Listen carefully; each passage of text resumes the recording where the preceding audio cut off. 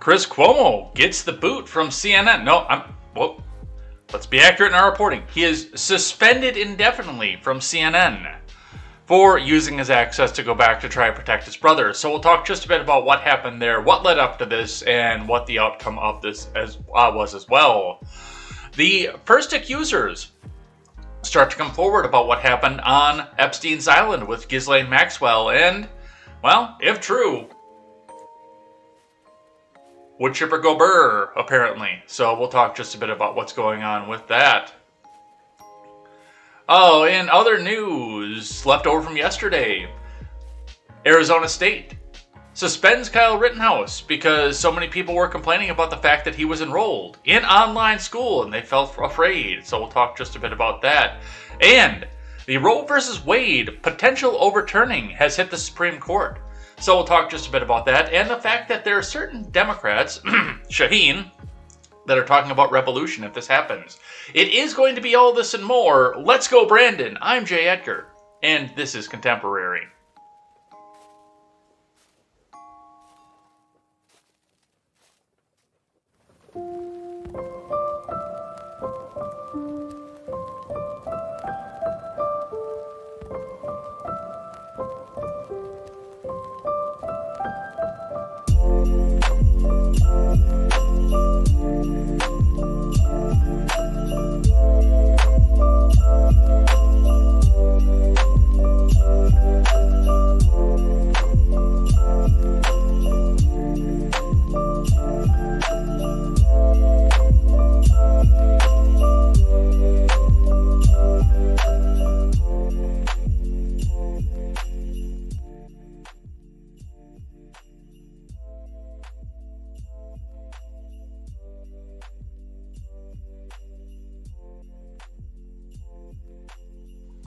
Good morning, everybody. Welcome to Contemporary. My name is Jay Edgar, and we have got, we had a lot left over from yesterday, so I even cut some of the stuff, but we've still got a butt ton of stuff to get to today. It's been crazy this week.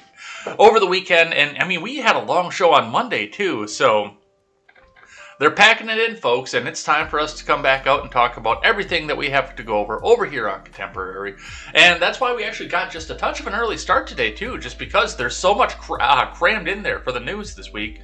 And, well, that's going to be what it is. Now, I do have to say a little congratulations to friend of the show, Caleb Schumatt, who is announcing on Austin Peterson's show this morning that he will be going over and joining the Blaze. He's making that announcement official. I don't know why he's doing it on an Austin Peterson show, but, well, congratulations to Caleb Schumatt. I know that's what he's wanted to do.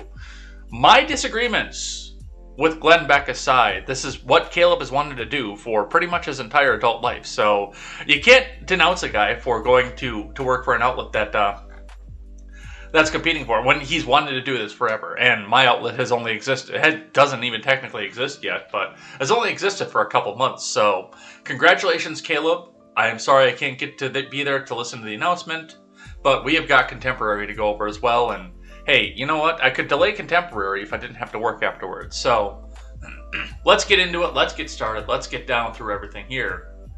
But before we do, make sure you guys go over and head out, check out Turn Some Pages. I just about said Freedom Scoop. Holy shit. I haven't said Freedom Scoop in almost a year, and I just about said it just now. Go over and check out turnsomepagesproductions.com. Great outlet. It will be a great outlet once we get up there. It'll be a great place for you guys to come by and check out great shows such as The Daily Ignoramus, The Breakdown with Breckenhoff, The R-Rated Conservative, The Freckles and Brit Show, and The Porch Boys. Freckles and Brit Show's Brit was on The Porch Boys last night. It was an alright episode. It was a lot of fun. Always fun to see these people getting together and have the conversations and to realize that, yes, Seawall actually can talk to a girl. Surprise, surprise. I'm as shocked as you are. But that's what we're seeing coming out of that. Go over and check them out. New fundraiser will be coming up within the week. I was actually scheduled to do that last night, but somebody wound up working 10 hours yesterday, so unfortunately I did not get around to that, but we will take some time. We'll get through that. We'll get a new fundraiser up. The GoFundMe will also be being shut down, so no more donations to the GoFundMe. Let's not give any more fees to those people who are only consistent once they're caught on stuff. So we won't be doing any of that, but definitely go and check out turnsomepagesproductions.com. Coming soon, And we'll get that started here. All right, let's get into the finance for the morning here. The Dow took a tumble yesterday. Now, the futures are suggesting that it's going to start into December coming back up. I don't know. We have payrolls data coming back out here, and if an investor is smart, they're going to look at what the consumer prices are versus payrolls coming in, because it's not good news. I don't even have to see the data to know it's not good news, because I see people all around who are able to buy less and less right now, even though some of them are getting raises. And oh yeah, the payrolls will be out and they got raises, but inflation outpaced them. However, we could also see some situations where they're trying to prop up the Dow because Democrat in office, but we'll see what happens with that. Finishing out at 3443.72, which was down 652.22 points, or almost 2% yesterday on the Dow. Quite a bit of a drop, but hey, let's see if we can get back to 36,000. Looking in at your Bitcoin, the Bitcoin is sitting at $57,278 and 20 US cents. Pretty even keel throughout the day yesterday. It was a slight rise in the last 24 hours, with a major significant rise coming about the middle of the day. But now we're coming back, or middle of the morning, I should say, but now we're sitting where we just about were 24 hours ago. It's going to sit steady. I think it might drop a little bit here coming into the holidays, as well as people need to cash out to go get their Christmas presents. Looking in at your industrials, copper is down, steel is up, and aluminum has turned back down onto the upswing. Steel has been up for quite a while. Looking in at your individual plays, anything with copper in it is down right now. Look at all that red. Brass and brass shells as well. Conduit steel is down, light iron is up, number one steel is up, cast iron is up, rotors are up, complete car is up, shreddable steel is up, stainless steel is up. So it's just that the only thing that the only thing that is dragging the steel prices down at all is going to be that conduit steel. Everything else is on the way up. As far as aluminum goes, aluminum cans dropped, which that was pretty much the opposite of what we've been seeing here. And aluminum and copper fin radiators are up, but those are the switches here. Looks like siding's up, radiators are up, sheet aluminum is up, rims are up. Your other plays, motors with copper are down, ballasts are up, lead is up, batteries are down, catalytic converters continue to drop, compressors are up, alternators are down, carbide is down, and all of your tech plays, hard drives, motherboards, power supplies are all on the upswing. Let's see what IBD has to say. From Investors Business Daily, Dow Jones Futures signal market rally after Powell's sell-off. 3 Tesla rivals report strong sales. From Ed Carson, Dow Jones Futures rose sharply Wednesday morning, along with S&P 500 Futures and NASDAQ Futures. Salesforce and Zscaler headlined after-hours earnings, while Tesla rivals XPeng, Li Auto, and NIO reported strong deliveries early Wednesday. The stock market rally retreated Tuesday as Fed Chief Jerome Powell said he's open to a faster bond taper at the December Fed meeting. Earlier, Moderna said existing vaccines may be significantly less effective versus the Omicron COVID variant. Apple stock was a rare bright spot on Tuesday, with Apple iPhone sales reportedly booming in China. Is that your government-issued iPhone that they can spy on? The major indices also did close off lows somewhat, but the major indices are testing or undercutting key levels, while major market breadth deteriorates. Zscaler, Salesforce reported after the close, chip foundry giant Global Foundries, and vision chipmaker Ambarella also released results along with NetApp. Zscaler stock popped in extended trade, while Ambarella soared. NTAP stock and Global Foundries rose modestly. CRM stock skidded in pre-market trade. Early Wednesday, China EV startups XPeng, Li Auto, and NIO reported a big increase in monthly sales as chip shortages start to ease for the industry. China EV giant BYD company should follow in a few days, with Tesla China sales and exports likely due in a week or two. Tesla is on the IBD leaderboard. Zscaler, XPeng, and Tesla are on the IBD 50. Powell, speaking before a Senate panel on Tuesday, said policymakers will likely discuss scaling back asset purchases even faster to combat inflation at the December 14th to 15th meeting. The economy is very strong and inflationary pressures are higher, and it is therefore appropriate, in my view, to consider wrapping up the taper of our asset purchases perhaps a few months sooner, Powell said. I expect that we will discuss that at our upcoming meeting. The Fed chief also said it may be time to retire, describing inflation as transitory. Didn't I say that in March? As the central bank now sees price pressures as staying elevated for a much longer time. Powell acknowledged that the Omicron variant hasn't been factored in, but said it creates increased uncertainty for inflation. He may be just preserving flexibility if the Omicron variant is seen as no big deal. By the mid-December Fed meeting, policymakers may want to go ahead with a faster bond taper. Well, they're going to have to figure out what the fuck they're going to do, because that's about the time that the debt ceiling is going to hit. On your futures, Dow futures were 1% above fair value, with ERM stock weighing on the blue chip futures. S&P rose 1.3%, NASDAQ rose 1.6%. Crude oil rebounded more than 4% after tumbling again on Tuesday. OPEC could decide to pause its monthly production increases of 400,000 barrels per day in the wake of the Omicron variant and the plunge in crude prices. Are you guys ready for $5 a gallon gasoline? Joe, I'm telling you this right now. It is time to go turn on that fucking spigot. It's time. It's time to get that pipeline running again. Otherwise, you're not going to have a country left for the midterms.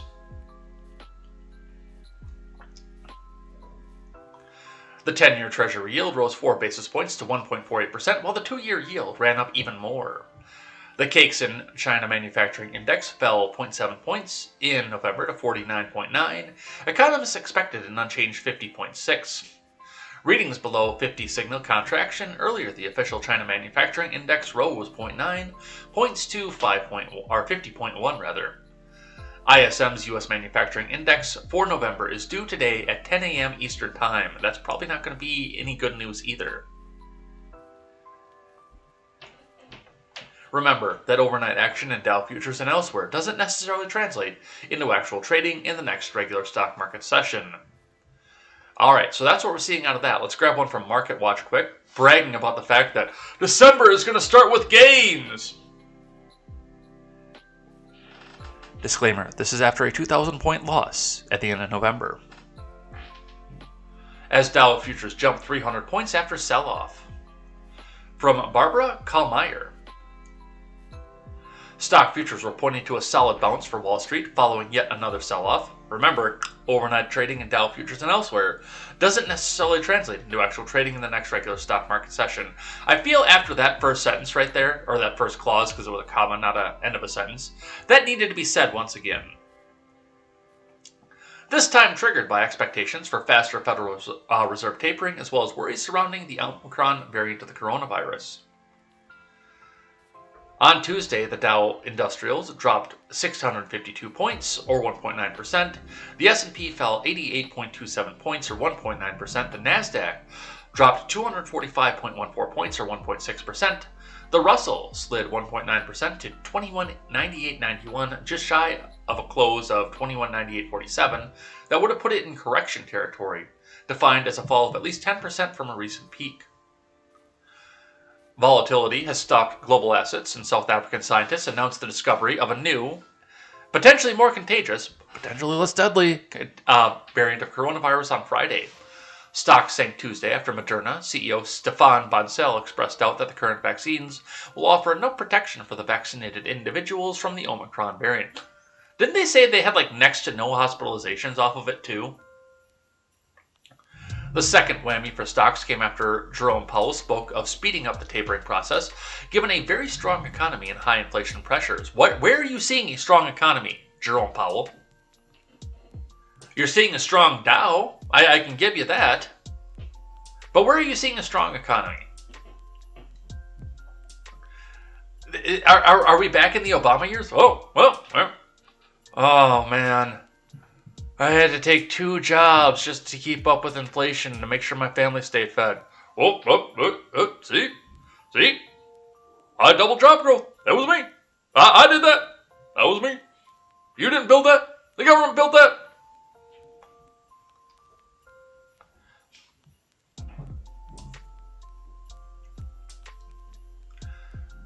While Wednesday pointed to a more positive session, analysts said the market will remain laser-focused on updates over the Omicron variant with data expected over the next 2 weeks or so. Man, this is a way better version of All I Want for Christmas Is You. Maybe it's just because we don't have to hear Mariah Carey. And I do like lo-fi, so. While Powell decided to retire the phrase transitory when discussing inflation, the fact is that the latest variant runs the risk of ensuring this current hawkish tone is in itself somewhat temporary in nature, said Joshua Mahoney, senior market analyst at IG, in a note to clients. With the risk of future lockdowns and economic closures, comments from the Fed and the BOE should be taken with a pinch of salt given how much they could change once we find out the full extent of this variant, said Mahoney. The U.S. is reportedly set to announce further travel restrictions this week, among them a requirement that all incoming air travelers be tested for the pinko fucking pox within a day of their flight. Details are being completed ahead of a planned speech from President Biden on Thursday when he's expected to detail the country's plan to control the pandemic this winter. Oh, Jesus.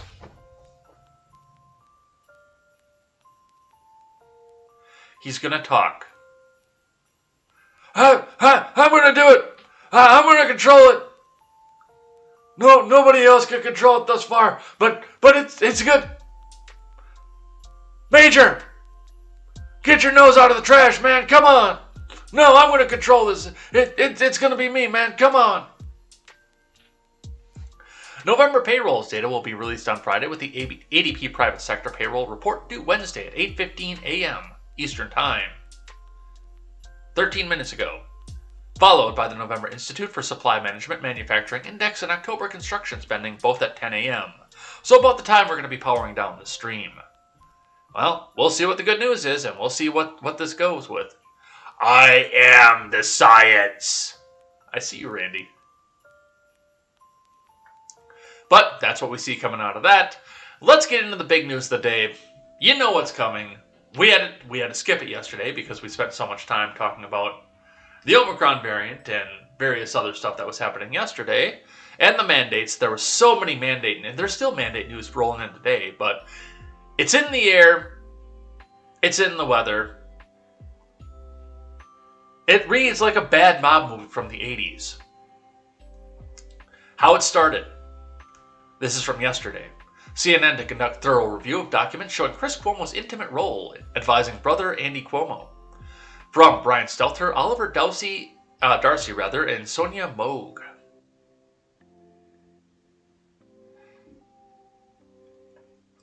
CNN said Monday that it will evaluate new information that sheds light on how anchor Chris Cuomo sought to help his brother, former New York Governor Andy Cuomo, amid a flurry of sexual misconduct allegations earlier this year.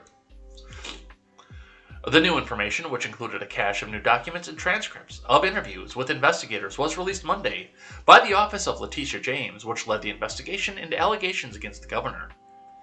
The documents indicated the scope of how the anchor aimed to help his brother was more considerable, and that he was more intimately involved than previously known, prompting CNN to initiate a review of the material. The thousands of pages of additional transcripts and exhibits were released today by the New York Attorney General deserve a thorough review and consideration, CNN said in a statement.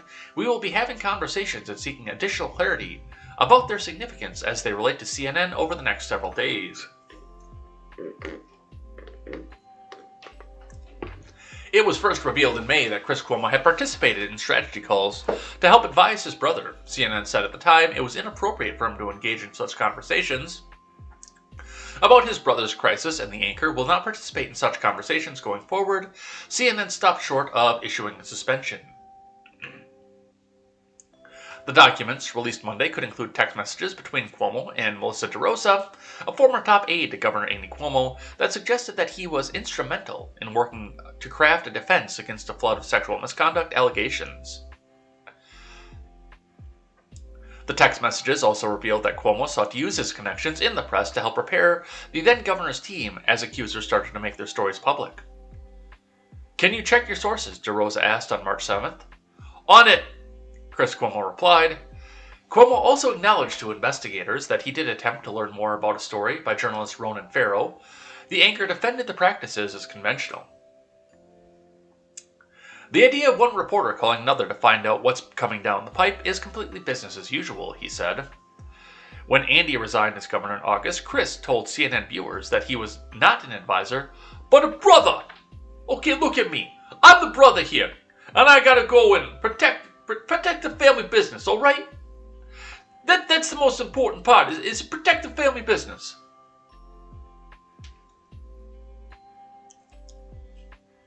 He acknowledged he talked with his brother's aides and gave his take, until CNN told him to stop doing so in May. The Cuomo primetime anchor. Can they get, some sort of creativity in these titles? I mean, at least on Fox News. The Five. Outnumbered. Stuff like that. But this is last name. Time slot that you're in.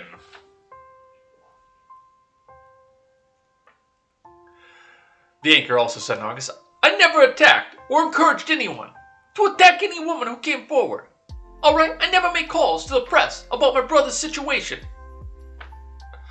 Monday's revelations cast some doubt about his statement about his interactions with the press.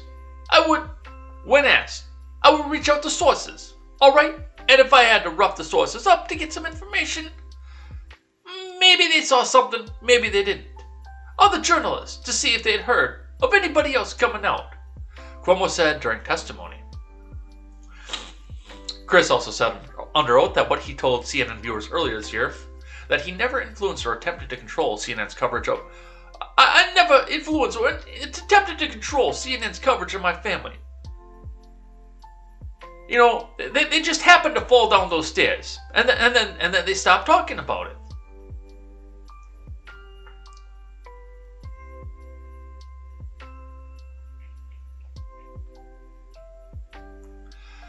During the questioning, he reiterated that sentiment, saying, if I had tried to influence any of the reporting at CNN or anywhere else, I guarantee you people would know, and so would a lot of others.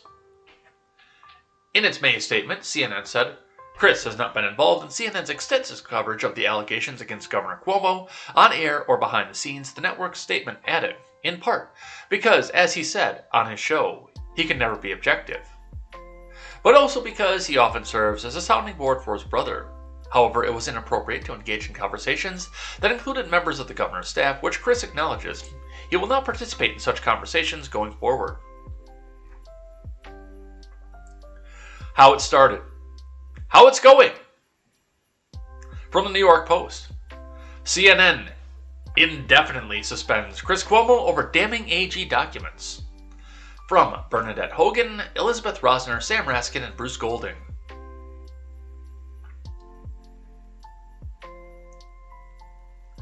CNN indefinitely suspended host Chris Cuomo on Tuesday over his secret role in trying to defend his brother, then Governor Andy Cuomo, from the sexual harassment allegations that forced him from office, and for using his journalistic resources to aid that effort.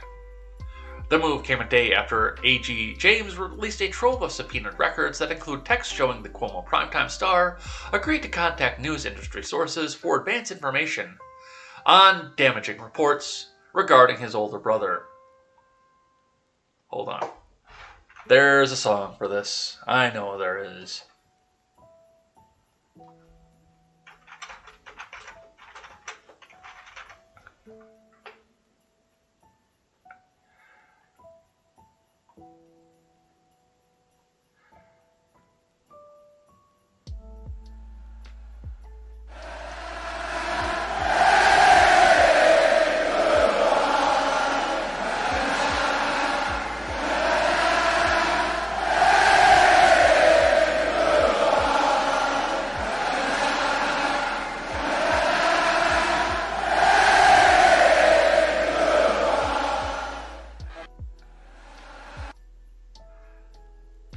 Yeah, that's about what we need to see off of this.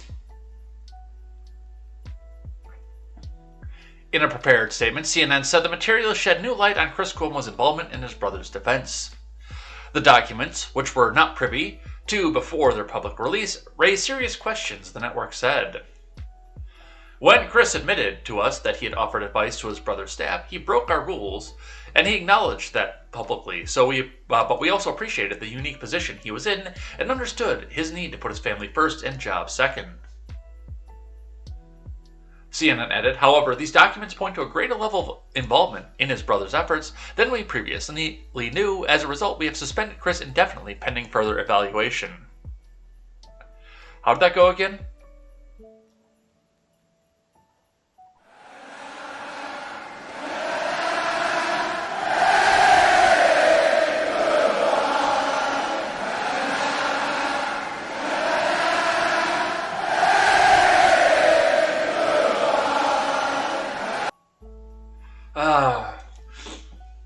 Couldn't have happened to a better person. Am I right?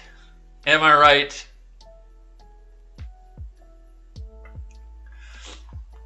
A little bit more news on this one here before we get into some of the other stuff. The Ghislaine Maxwell stuff especially. Anderson Cooper awkwardly addresses Chris Cuomo's suspension to CNN viewers, fills in for the embattled anchors. I believe I have video. Yes, I have video of this. So let's listen to what that sounded like. Tubin, John Dean, appreciate it. Some news now about this network. It involves Chris Cuomo, the host of Cuomo Prime Time. New documents released this week indicated that Chris was more intimately involved than previously known in helping his brother, former New York Governor Andrew Cuomo, craft a defense amid a flurry of sexual misconduct allegations. Here's a statement released tonight from a CNN spokesperson. Quote, the New York Attorney General's office released transcripts and exhibits Monday that shed new light on Chris Cuomo's involvement in his brother's defense. The documents, which we were not privy to before their public release, raised serious questions. The spokesperson continued, quote, when Chris admitted to us that he had offered advice to his brother's staff, he broke our rules, and we acknowledged that publicly. But we also appreciated the unique position he was in and understood his need to put family first and jobs second. However, these documents point to a greater level of involvement in his brother's efforts than we previously knew, the spokesperson added. As a result, we have suspended Chris indefinitely pending further evaluation. Second Hour 360 is right after the break.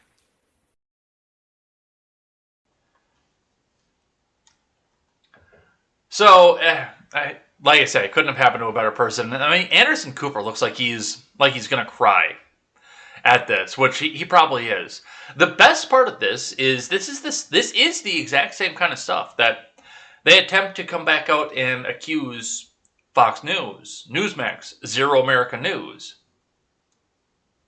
They try to accuse them of doing this kind of thing, but I mean, you had to know that something was going to happen here at some point. And I was new to New York politics when I first heard the name Chris Cuomo, by the way. I didn't know Andy Cuomo was the governor. I didn't know that until long after I started making fun of Chris Cuomo. But as soon as I found out that Chris Cuomo was a CNN anchor and Andy was the governor, and then they were both the children of a former governor on top of it, I think I said it on the show. I think I said it on Contemporary. There's no way this ends well. And here we are. We've ended with the governor having to resign, being replaced by a shrieking cunt, and now the news anchor attempting to resign. And like I said at the top, what mob movie is this going to be somewhere down the future? An Italian guy goes up and tries to take over the executive branch of a state government, and then his brother goes back to try to control the media. Francis Ford Coppola couldn't write a better script than this.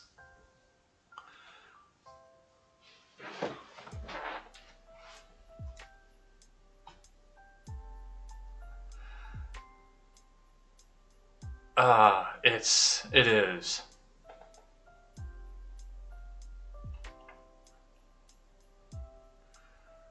But that's what we see off of that. Suspended indefinitely.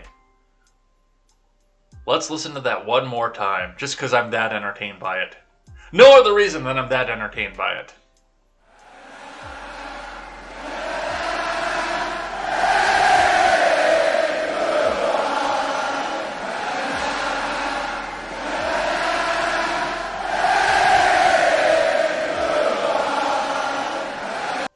All right, if we didn't have 57 tabs at the top of the show, we would go over that for a little bit more. All right, let's grab one here from CNN. The former employer of Chris Cuomo. Woman testifies Ghislaine Maxwell and Jeffrey Epstein started sexually abusing her when she was 14. From Lauren DeValle and Steve Elmsey. A woman who testified Tuesday in the sex trafficking trial of Ghislaine Maxwell said she met the close confidant of Jeffrey Epstein and the billionaire businessman when she was 14 and eating ice cream with friends at a camp where he was the benefactor. The woman, identified in court as by the pseudonym Jane, said after the 1999 introduction she and her mother met Epstein for tea in Florida when he said he could mentor her. She then started going to Epstein's home by herself. At first, Maxwell and Epstein made her feel special, spending time with her, asking her about her family and interests, and taking her to do fun things, she said. For the first few months of knowing them, Maxwell felt like an older sister, she said. It changed when the abuse started happening. Jane described in graphic detail the incidences of sexual abuse with Epstein that Maxwell would at times join in on, both in Palm Beach, Florida, and Manhattan when she was 14, 15, and 16 years old. Maxwell has pleaded not guilty to charges of conspiracy and enticing minors to travel to engage in illegal sex acts, and the transportation of minors to engage in criminal sexual activity for allegedly grooming and recruiting underage girls from 1994 through 1997.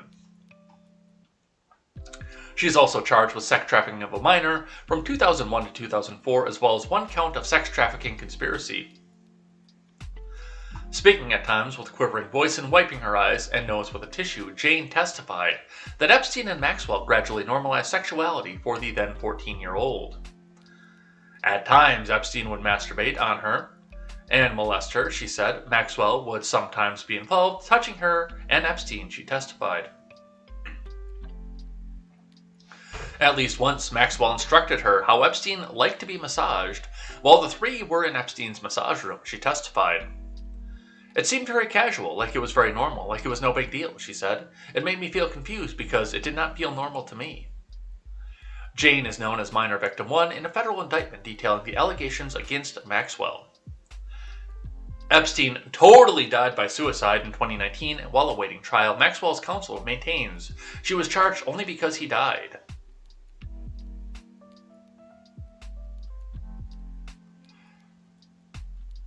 The pair is reported to have split in the 90s, although the socialite remained close to him. Maxwell's trial began Monday with a testimony from the pilot who flew Epstein's plane. He said he remembered meeting Jane, but could not be sure she actually flew on the private jet. In the final half hour of Tuesday's court session, defense attorney Laura Menninger started cross-examination of Jane by asking her why she waited 2 decades to report the allegations to law enforcement. Menninger also asked her about the $5 million she received through the Epstein Victim Compensation Program. Jane acknowledged she dropped a 2020 lawsuit against Maxwell per the program agreement in order to receive the financial payment. That's probably not as good of a defense as it probably could be, their defense attorney. Cross is expected to continue into Wednesday. On Tuesday, Jane said she was the first confided in boyfriend of her abuse around 2007 when Epstein was arrested in Florida. Eventually, she told several people, including her siblings, about the experience, she testified. Because how do you tell or describe any of this to anyone of your peers or siblings when all you feel is shame and disgust and confusion, and you don't even know how you ended up there? Jane testified she felt she couldn't tell anyone about the abuse when she was a child, in part because her mother discouraged her from speaking her mind. Probably because her mother was getting the fuck paid off too. So, and there's a lot of stuff going on with this. I hate to say it. I really do. Oh god, Marjorie Taylor Greene is on CNN Sidebar. I hate to say this looking into this trial though. Looking into what's going on here, what's happening here. Unless we actually see some major video evidence or some documentation of some of these people coming out here, especially the ones who are coming out on pseudonyms, the pseudonyms part, that's going to be hard to do anything with in court. I unfortunately don't see anything coming out of this. This is a billionaire socialite who has the best lawyers in the country, who's probably making donations to the prosecution on top of this too. She's got money to do so. So yes, either she is corrected, she is up on the stand because Epstein bought the farm, or there are going to be shenanigans in this somewhere. Because I don't think that she's got it in her to come back out and flip on some of the powerful people that she's off in there. And once again, without video or photographic evidence or anything else like that, but this is just he said, she said right now. I hope the prosecution has something else, because from what I understand about Epstein Island, this woman needs to go away for a long time. Innocent until proven guilty, of course.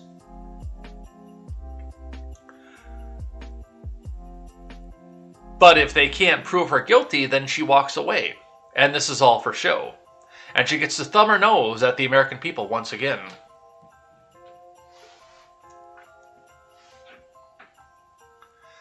So I don't have a lot of faith in this. I'd love to see justice come out of this. But that's what we see off of that. Let's grab this one from the BBC. Ghislaine Maxwell, Epstein pilot, testifies he flew Prince Andrew. No author given. BBC Common Practice. Pedophile financier Jeffrey Epstein's longtime pilot has testified at the trial of Ghislaine Maxwell that he flew VIPs to luxury locations worldwide. Larry Visosky, the first witness in Miss Maxwell's sex trafficking trial, recalled flying Prince Andrew, Bill Clinton, Donald Trump, and Kevin Spacey. Miss Maxwell denies the charges and says she's being used as a scapegoat for Epstein, who died in prison in 2019. But prosecutors argue that the pair were partners in crime and sex abuse. Miss Maxwell has been in the U.S. jail since her arrest last year and faces up to 80 years if convicted. Prosecutors say the socialite, who also has U.S. and French citizenship, recruited and groomed underage girls for her long-term companion Epstein to abuse. Asked to describe Miss Maxwell standing in Epstein's operations, Mr. Visosky described her as number 2. Epstein was the big number 1. He told the New York court. On Tuesday, Mr. Visosky served as Epstein's pilot for 25 years. During his testimony, prosecutors showed the jurors photographs of Epstein's properties. He testified he'd never seen any sexual activity during the trips, although the cockpit doors were always kept closed during flights in the plane nicknamed the Lolita Express. He also recalled flying Virginia Roberts, Giuffre, who says she was sexually assaulted by Prince Andrew. The Queen's 61-year-old second son has consistently denied the allegation. Asked if he remembered Miss Giuffre, Mr. Visosky said, "Yes, a shorter woman with dirty blonde hair. She didn't look young. I mean, whatever you decipher is the definition of young, but she was a woman in my category." Well, that's creepy as shit. Asked to describe Miss Maxwell's relationship with Epstein, he said it was more personal than business. "I wouldn't characterize it as romantic," he added. Another woman, testifying under the pseudonym Jane, told the court that Miss Maxwell had frequently been in the room with her when she had sexual relations with Epstein when she was just 14. Jane told the court that she had met Epstein and Miss Maxwell while attending a summer camp in Michigan in 1994. He was introduced to her family as a wealthy donor who offered scholarships to pupils. Epstein had promised to fund her education, but instead abused her, prosecutors said. She testified that her father had died a year earlier from cancer and her family was struggling financially at the time. In graphic detail, she described her alleged abuse and that Miss Maxwell, who she said was present for much of it, was very casual about the encounters. Jane said that Miss Maxwell would talk to her about sex, that she soon began visiting Epstein's home every week or two. She said her first sexual experience came when they were having a discussion about their future. She said that Epstein led her from his office to his pool house, then pulled down his pants and started masturbating. "I was frozen in fear. I'd never seen a penis before," the witness said. "I was terrified and felt gross and like I felt ashamed." It was not long after she had her first sexual experience with Miss Maxwell, she testified, saying it took place at Epstein's home in Palm Beach. Jane said the defendant and Epstein had her follow them to his bedroom. They took their clothes off and started sort of fondling each other and kind of casually giggling, she said. I was just standing there, and he asked me to take my top off, and then their hands were everywhere, and Jeffrey proceeded to masturbate, and Elaine was rubbing him and kissing him and fondling. Well, that's a mental image I didn't need. She added that she traveled with Epstein and Miss Maxwell about 10 times, mainly between his homes in New York and New Mexico, while she was between the ages of 14 and 16. Jane also described orgies with other participants and described feeling pain during the alleged encounters. Both Epstein and Maxwell would brag about their connections, including the famous people they knew, she said. Jane is the first of 4 accusers expected to testify at the trial. Ms. Maxwell has pleaded not guilty to 8 charges of sex trafficking and other crimes. So, once again, just the pilot knowing that the people were there doesn't allege any abuse. Now, we do have minor across state lines and out of the country, with or without parental consent. That is something to pay attention to, but that's not going to carry the same kind of sentence as sex trafficking a minor.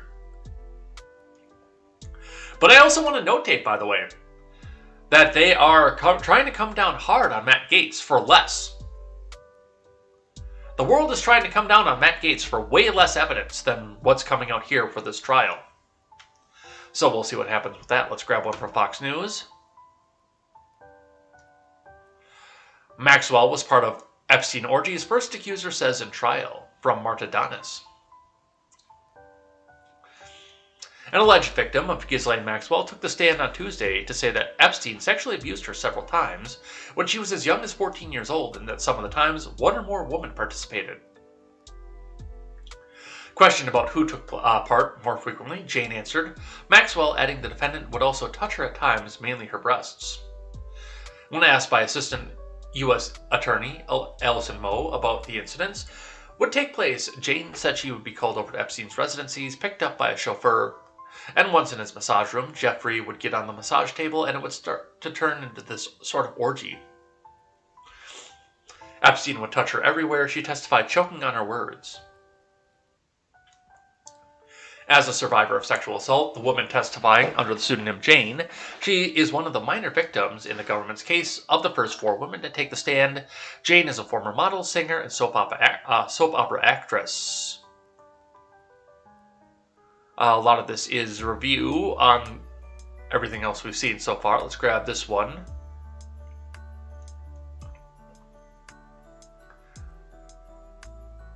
Yeah, same as review. It doesn't look like the video is going to load up either.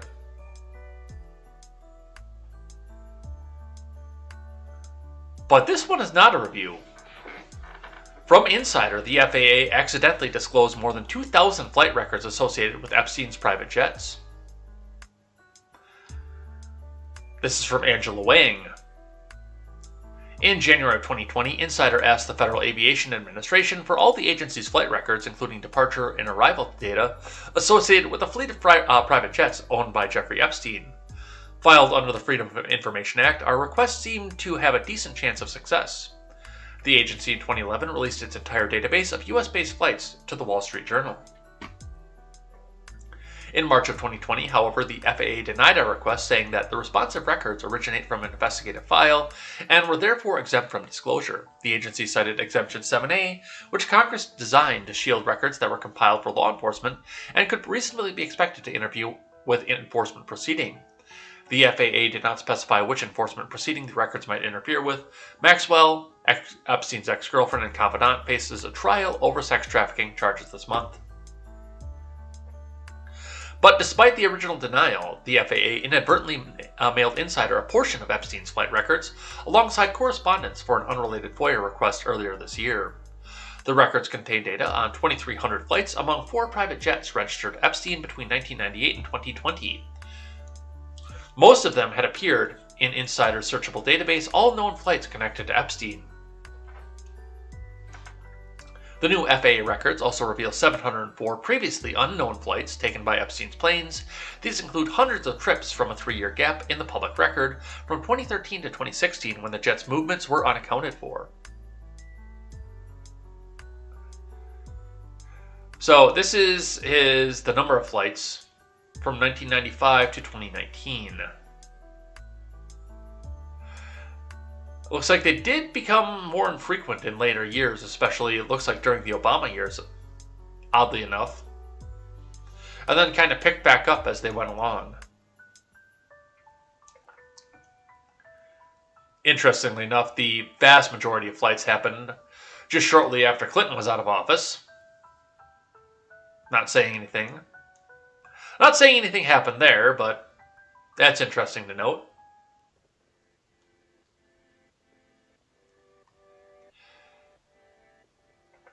The new flight records do not include the names of passengers, but they may offer clues about the whereabouts of Epstein's close associates. Maxwell was a frequent passenger aboard the disgraced financier's jets. Epstein owned a Gulfstream II, sold in November 2013, a Gulfstream IV, sold before his arrest, a Gulfstream GVSP, and a Boeing 727, nicknamed the Lolita Express, that notoriously ferried notable passengers and girls around the globe. According to flight manifesto sealed in a defamation case against Maxwell, travelers on Epstein's planes included public figures from President Trump, Bill Clinton to the supermodel Naomi Campbell, and the astronaut John Glenn. Insider has reported extensively on Epstein's air travel, covering his jet's flight patterns before his arrest and publishing a searchable database of every known flight made by his jets. The database, which has been updated now, includes flights compiled from court records, public flight signal data from Automatic Dependent Surveillance Broadcast or ADS-B system, and FAA records. In addition to filling the 3-year gap in the mid-2010s, the FAA flight records corroborate the flight records compiled by Epstein's pilots and found through insiders' analysis of ADS-B data. They clarify start and end points that were ambiguous because of the incomplete ADS-B data, which relies on the availability of land-based receivers that pick up signals from aircraft overhead. Often signals drop off remote areas and over bodies of water. The data confirms that Epstein traveled to areas such as Cabo and Marrakech, and frequently the U.S. Virgin Islands, where his private island was. 2 of Epstein's planes continued to travel after his arrest and his subsequent death. His Gulfstream GVSP, the plane he flew on right before his arrest, was moved in early 2020 to Palm Beach, where it was later put on the market. His Gulfstream IV, bearing the tail number N120JE, is still registered to Epstein's former company, JEGE LLC, an enterprise that a Georgia pilot quietly acquired in the weeks before Epstein's arrest in July 2019. The pilot sued Epstein's estate in federal court on October 20th, alleging that he hadn't been aware the jet was used in a criminal enterprise and that the company had been damaged by the stigma connected to the sex offender. JEGE, Jeffrey Epstein, Ghislaine Epstein? That would be interesting. Newly obtained FAA records follow the travel patterns established by insiders' larger trove of Epstein's flight data. Epstein's jets flew most often between New York and Palm Beach, where his primary residencies were, as well as to his estates in Paris, New Mexico, and the Virgin Islands. While Epstein's jets flew extravagantly over the last 24 years of his life, they traveled most prolifically in the early aughts, making 906 flights, more than a third of the flights compiled by Insider between 2001 and 2006. Flight data is typically considered to be releasable information, an FAA spokesperson told Insider. The agency declined to comment on the disclosure of Epstein's flight records or any matter related to law enforcement investigations. And if you don't have your ad blocker on, Business Insider has given you an easy place to go and see this. I'm going to save this article and I'm actually going to look into this. I might actually turn the ad blocker off for a moment to look into this and actually see and link to where we can see every known flight made by Epstein's fleet of private planes. Not that that's going to say anything. I mean, without passengers on board or without a passenger manifest, there's really not much we can learn from this other than how often he did travel. Which, I mean, according to this, was quite often.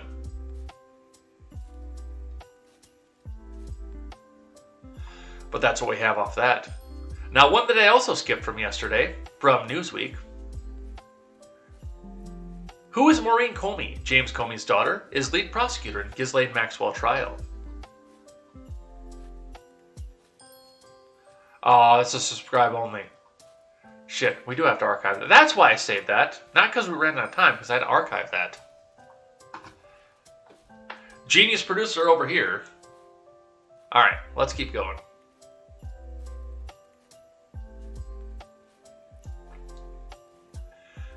Let's talk about some other stuff that's happening in the wake of all this, starting with The Verge. Jack steps back. Theories on why now and what to expect from Parag Agrawal's Twitter. One day in 2011, Jack Dorsey called an all-hands meeting on Twitter. The company was in the middle of a push to redesign Twitter's mobile apps, and the effort had led to anger and burnout. Dorsey, who had co-founded the company in 2006 with Evie Williams, Biz Stone, and Noah Glass, was then serving as the executive chairman. The company prepared for what it assumed would be a pep talk from the most eccentric of Twitter's co-founders, and they got one, as of sort. As the meeting began, the lights at Twitter headquarters dimmed. An acoustic guitar began playing over the speakers. Dorsey encouraged everyone to listen to the lyrics.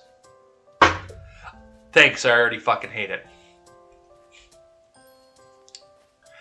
I probably can't sing this even myself because this will trip the Twitter algorithms. But it's the lyrics to the Beatles' Blackbird. Sitting in the dark, no one was entirely sure what meaning Dorsey found in the Beatles' Blackbird. A decade later, people I spoke with about the incident still weren't entirely sure. From his earliest days at the company, Dorsey was an enigma. On one hand, a visionary, leader with uncanny grasp of what the future holds. On the other, a distant and often inscrutable manager whose slowness in making decisions would hobble the company for almost half a decade. The song concluded. Afterward, people debated what it meant. To no real end, the company finished the sprint. Dorsey returned to the company as CEO a few years later. This Monday, he announced that he was quitting. Almost nobody thought this moment would arrive today. A day that Twitter had told employees to take as a day of rest. That's a problem, Tim, and we're working on it. The two questions you want to ask when a CEO steps down are why now and what next? Let's start with the first one. On one hand, it was a genuine surprise. By many metrics, this has been a banner year for Twitter. Revenue is up, and so is the user base. It shipped more individual products. Well, the bot base is up. It shipped more individual products than perhaps at any other time in history. Most notably, it cloned Clubhouse at impressive speed, leaving the once buzzy social audio platform moribund. After spending half a decade stuck in the mud, there was a sense that Twitter finally had a real momentum. From that perspective, Dorsey's position at the company looked secure. But Twitter, publicly traded, and its slow growth, particularly in comparison to the behemoth Facebook, has long rankled investors. Last spring, the activist investor Leibt Management Corp took a 4% stake in the company and announced its intention to replace Dorsey as CEO. While little is known to the public, Leibt, a hedge fund controlled by the billionaire Paul Singer, is among the most feared investors in the world. When the news hit, I wrote here that Dorsey was in for the fight of his life, and it turned out he was. The odd part is that it seemed like Dorsey had won. Days after Leibt made its move, Twitter surrendered, agreeing to add 3 new board members to form a committee to review its governance and evaluate its succession plan. Leibt partner Jesse Cohn joined Twitter's board, but stepped down in June, in what I took to be a sign that the firm was satisfied by Twitter's progress.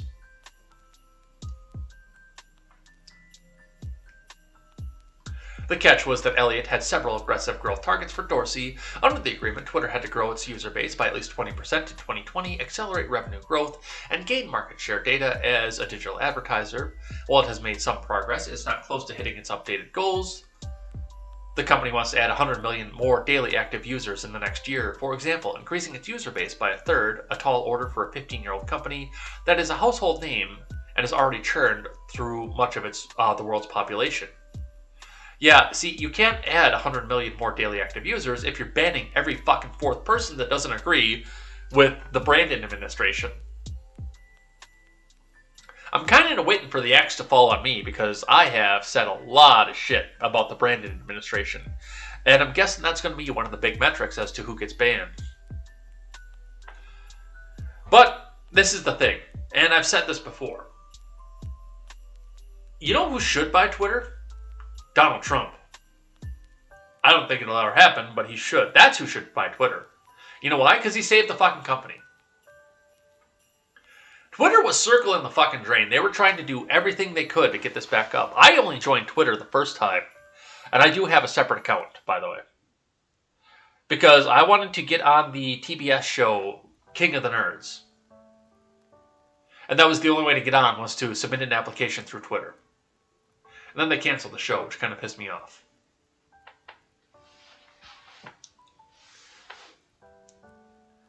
That's the only reason I had a Twitter for a while. I had Boomer Book, and I played around and dabbled with Instagram a little bit. And my girlfriend at the time also convinced me to get Snapchat. That's all that I had. I had no interest in Twitter. Fuck, I can go on a fan page on Facebook and write a diatribe. I'm not limited to 100, it was still 140 characters at the time. But then the Donald came down the escalator, and he was a prolific Twitter user at the time.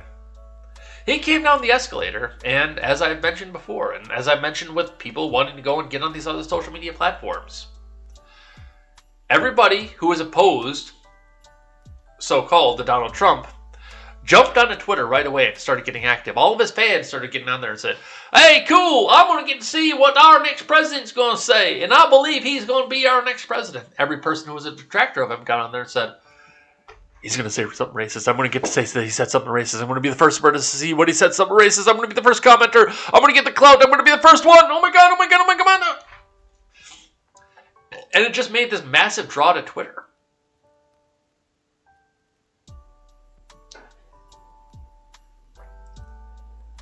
But that company was circling the drain before the Donald came down the escalator. So, Dorsey is down, and they've named a new CEO. Twitter CTO Parag Agrawal will replace Jack Dorsey as CEO.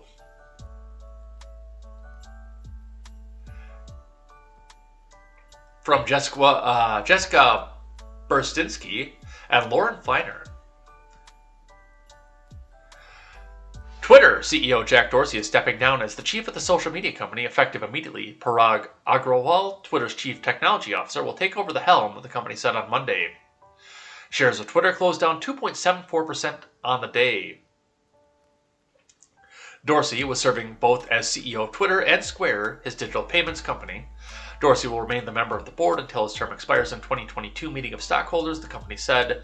Salesforce president and COO Bret Taylor will become the chairman of the board, succeeding Patrick Bichette, former Google executive, who will remain on the board as the chair of audit committee. Yeah, one hand jerks off the other guy. That's how corporatocracy works.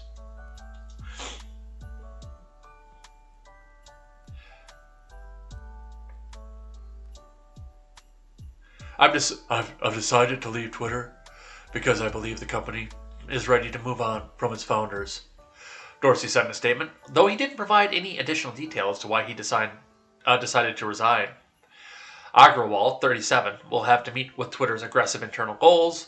The company said earlier this year it aims to have 315 million monetizable daily active users by the end of 2023, and at least to double its annual revenue in that year.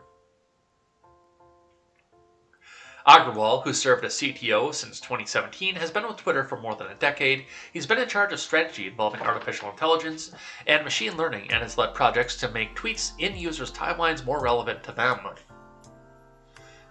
Agrawal was also previously tasked with finding a leader for Project Blue Sky, a research project Twitter launched to establish open and decentralized standards for the social media platforms. Dorsey had previously said Blue Sky will help social media companies collaborate on how posts are promoted to users and will give users more control over the content that they see. Blue Sky could also make it easier for the social networks to enforce restrictions against the hate speech and other abuse, especially helping them share a load at lower cost. Which is funny, because this is the CTO and now the new CEO of Twitter back 11 years ago. If they're not going to make a distinction between Muslims and extremists, then why should I distinguish between white people and racists? And to be fair, first comment is absolutely correct. To be fair, this is 10 years ago. I don't like it when people get canceled for stupid shit they said in the past. Colin Wright says, though your views may have changed since 2010, here's the answer to your tweet's question. Because it's wrong to make blanket statements about entire groups, even if it's done in retaliation to people doing just that. You can't fight racism with more racism. Parag realizing he forgot to delete this tweet, which is there forever now. This is Twitter's new leader. No need to guess his politics. Yeah, how repugnant to be against bigotry.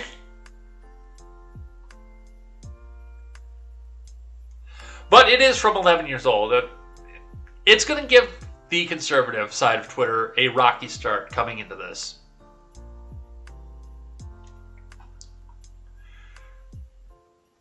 Some of the updates to stuff that's going on with Twitter. Twitter bans posting photos, videos of people without their consent. Twitter's new boss has made his first move. The social media giant, under the leadership of new CEO Parag Agrawal, announced Tuesday that it's revising its privacy policy to block the sharing of photos and videos of people without their consent. Sharing personal media, such as images or videos, can potentially violate a person's privacy and it may lead to emotional or physical harm, Twitter said in a blog post on Tuesday. So, any picture of the president without this consent, I mean, this is insane. The misuse of private media can affect everyone, but it can have a disproportionate effect on women, activists, dissidents, and members of minority communities, and also politicians we're trying to protect.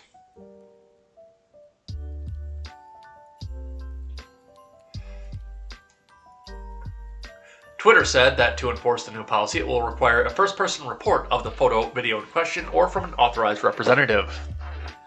After we receive a report, that particular media will be reviewed before any enforcement action is taken, the company said. How much do you want to bet at this point? This is the one that I think is going to happen. Now, this is, of course, supposed to be a crackdown on revenge porn or videos of black people getting arrested or stuff like that. How much do you want to bet that this is going to be mostly enforced by people who have "Let's Go Brandon" memes out there? Pictures of Joe Biden, pictures of other politicians that Twitter tends to like. But if you report the same kind of picture of the Donald, or of Austin Peterson, or of Dr. Jorgensen for that matter, that's all going to fall on deaf ears. We found that this photo does not violate Twitter's rules of engagement.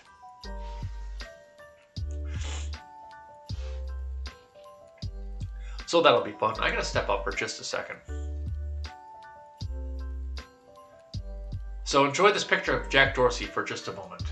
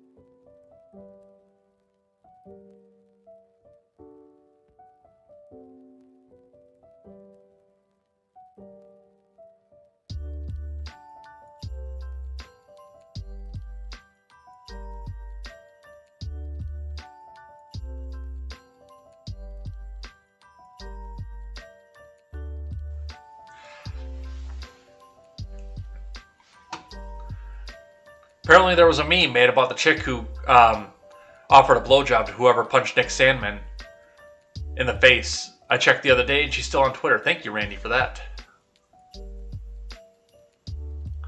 I feel like Jack is dabbling in pro wrestling on the side. That's a problem, Katie, and we're looking into it.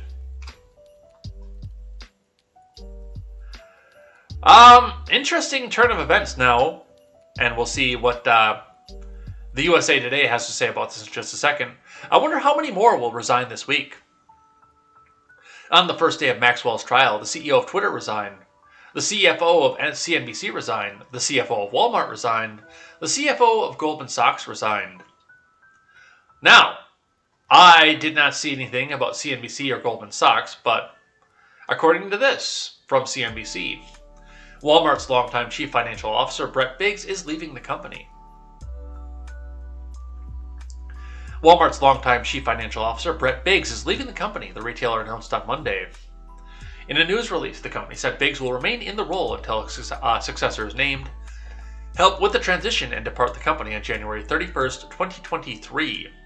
He will also remain a board member of Walmart's fintech startup, which is a joint venture between Ribbit Capital through the transition.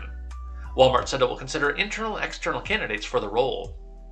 Biggs, 53, has worked for the company for 22 years and has served as a prominent leader for Walmart, which is the country's largest private employer. He's been Walmart's CFO for nearly 6 years after beginning in late 2015. Prior to serving as Walmart's CFO, Biggs moved up the ladder at the big box retailer. He was the Chief Financial Officer for Walmart International, Walmart US, and Sam's Club. He was also Senior Vice President of the International Strategy Mergers and Acquisitions, Senior Vice President of Corporate Finance, and Senior Vice President of Operations for Sam's Club. Doug McMillan said in a news release that Biggs had helped the company become stronger as it grew brick-and-mortar and e-commerce business and weaved the two together.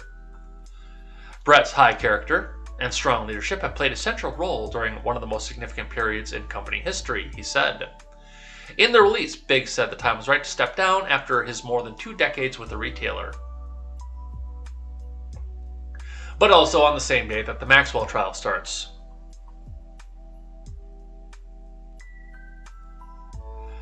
From USA Today, though, fact check! Twitter CEO resignation not related to Maxwell trial. From Daniel Funk. The claim! On the first day of Ghislaine Maxwell's trial, the CEOs of Twitter, Walmart, and CNBC all resign. After the federal sex trafficking trial of Ghislaine Maxwell began on November 29th, some on Facebook claimed the chief executive of several American companies had resigned. On the first day of the Ghislaine Maxwell trial, reads the text, in a November 30th post from Head Nerds in Charge West. The CEO of Twitter resigned, the CEO of Walmart resigned, the CEO of CNBC resigned. The post accumulated more than 1,700 shares within a day. Similar claims have also been shared thousands of times on Facebook, Instagram, according to CrowdTangle, a social media insights tool. Interesting, reads the caption on another Facebook post with the text, which appears to stem from a November 30th tweet. Coincidences or... Fact check. List of Maxwell's co-conspirators is from a previous lawsuit.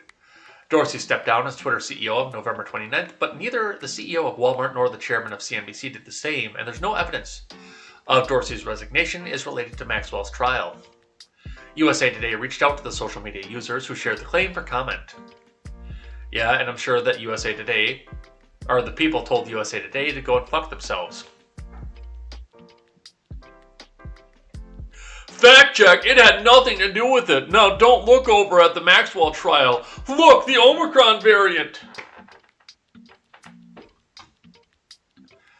Alright, let's talk Rittenhouse. From Insider, Arizona State University, students demand Kyle Rittenhouse's removal from online classes following his acquittal. And it does look like they did actually succumb to this. This article's from yesterday, so. From Morgan Keith. Several students, organizations at Arizona State University are calling for the institution to expel Kyle Rittenhouse after the 18-year-old was acquitted 2 weeks ago for fatally shooting 2 men and injuring a third during August protests over the police shooting of Jacob Blake. Member of Students for Socialism, ASU. Okay.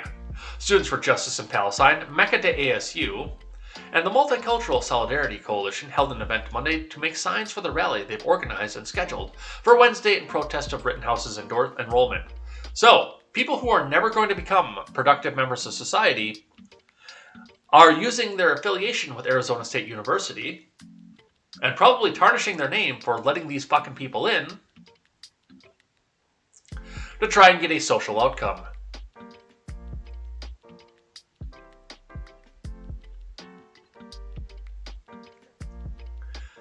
The danger Kyle Rittenhouse presents is not just as a person on campus representing the violence marginalized people face every day, but the racist and fascist right-wing elements that he will bring on campus, a statement from event organizers obtained by Insider reads.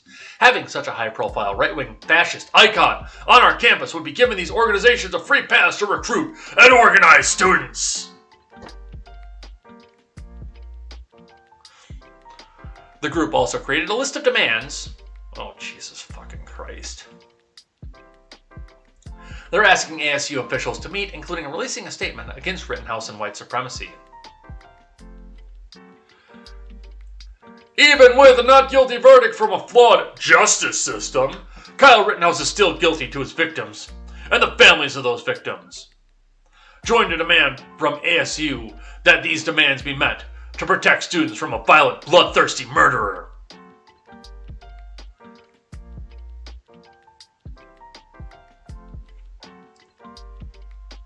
Well, left is gonna left. From NBC, after Rittenhouse verdict, advocates demand justice for Crystal Kizer. This is an interesting one. Because the day that the verdict came in, the very day that the verdict came in off of this, the instant that we had the verdict, we started hearing about Crystal Kizer. Now, I've heard reports, and Katie Zed on the Red Net show on Monday night with us told us that it was the fact that she took the selfie, she shot the guy in the back of the head, she burned his house, she robbed him, she did this, she did that. And that's what's in the court records. I have not seen the selfie with the dead body. I don't know what actually happened with this, and the Rittenhouse trial itself made me believe that especially the DA's office in Kenosha is able to fabricate things. This is a hard one for me to trust either side on for this. I know libertarian Twitter wants this woman released because she killed a pedophile. She didn't use the proper tool. She didn't use the wood chipper. But, you know, that's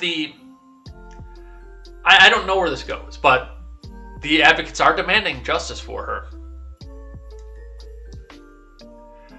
This is from Shar Adams. Wisconsin self-defense law led Rittenhouse's acquittal on homicide charges, sparking protests across the state and the country. Now advocates are calling for justice for a child sex trafficking survivor in the state, holding that if Rittenhouse could successfully claim self-defense, then she can too. A group of demonstrators gathered this month at Kenosha Civic Center Park to protest the Rittenhouse verdict. That's not the one that's across the street from the courthouse, if I remember correctly. Kenosha.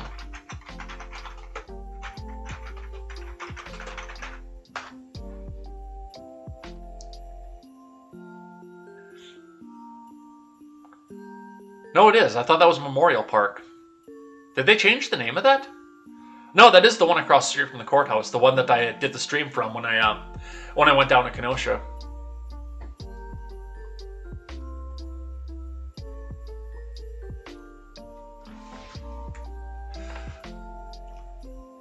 A group of demonstrators to highlight the case of Crystal Kizer, who's awaiting trial on charges of killing her alleged sex trafficker 3 years ago when she was 17. She says she shot him in self-defense. Kizer is charged with 5 felonies, including first-degree intentional homicide for killing Randall Bolar III. Her attorneys say she lashed out after years of abuse, and Kizer has said she was underage when he sexually assaulted her. My heart and my concern is with Crystal Kizer. She is not forgotten, one protester, Lorna Revere, said Sunday, according to the Milwaukee Journal-Sentinel. The anger that hits all people, black people, white people, that are concerned about racism that this country faces is like, it just stabs you in the chest time and time again. A jury this month found Rittenhouse, 18, not guilty of all charges in the fatal shootings of Rosenbaum, 36, and Huber, 26, and the wounding of Gage Grosskreutz, 27, during protests last summer in Kenosha over the shooting of Jacob Blake, a black man, by a white police officer. Prosecutors said Rittenhouse was an aggressor, traveling from his Illinois home to Kenosha with an AR-style semi-automatic rifle, with plans to add to the chaos of the city, but Rittenhouse's attorneys argued that he went to Kenosha to protect businesses amid the August 2020 protests and was defending himself from attackers. The jury accepted the self-defense claim. According to Wisconsin law, a person is privileged to threaten or intentionally use force against another person for the purpose of preventing or terminating that the person reasonably believes to be an unlawful interference with his or her person by such other person. And it's going to be interesting, especially if we get more details on what happened here. Now, the allegation made by Katie Zed is that she went in and shot the guy in the back of the head while he was sleeping, which means that she advanced on him. In Wisconsin, there is a duty to retreat law, which means that your life has to be imminently threatened in the moment. That was one of, especially with the right-wing Twitter trying to come up and say, oh, well, Kyle Rittenhouse did the right thing because he shot a pedophile. Well, that didn't matter in that moment. What mattered in that moment was the grabbing of the gun and fuck you. And, of course, immediately before that saying, if I catch you alone, I'm going to fucking kill you. Or shoot me, N-word, shoot me, N-word. Or I'm going to cut your hearts out, or I'm going to kill you, MF and N-words. Thank you, based Granny, for that. Now, if she was advancing on him, then there is no self-defense claim to be there. The law is very specific in the state that you do have to exhaust your duty to retreat first. And if the guy was sleeping, then you have ample opportunity to exercise your duty to retreat.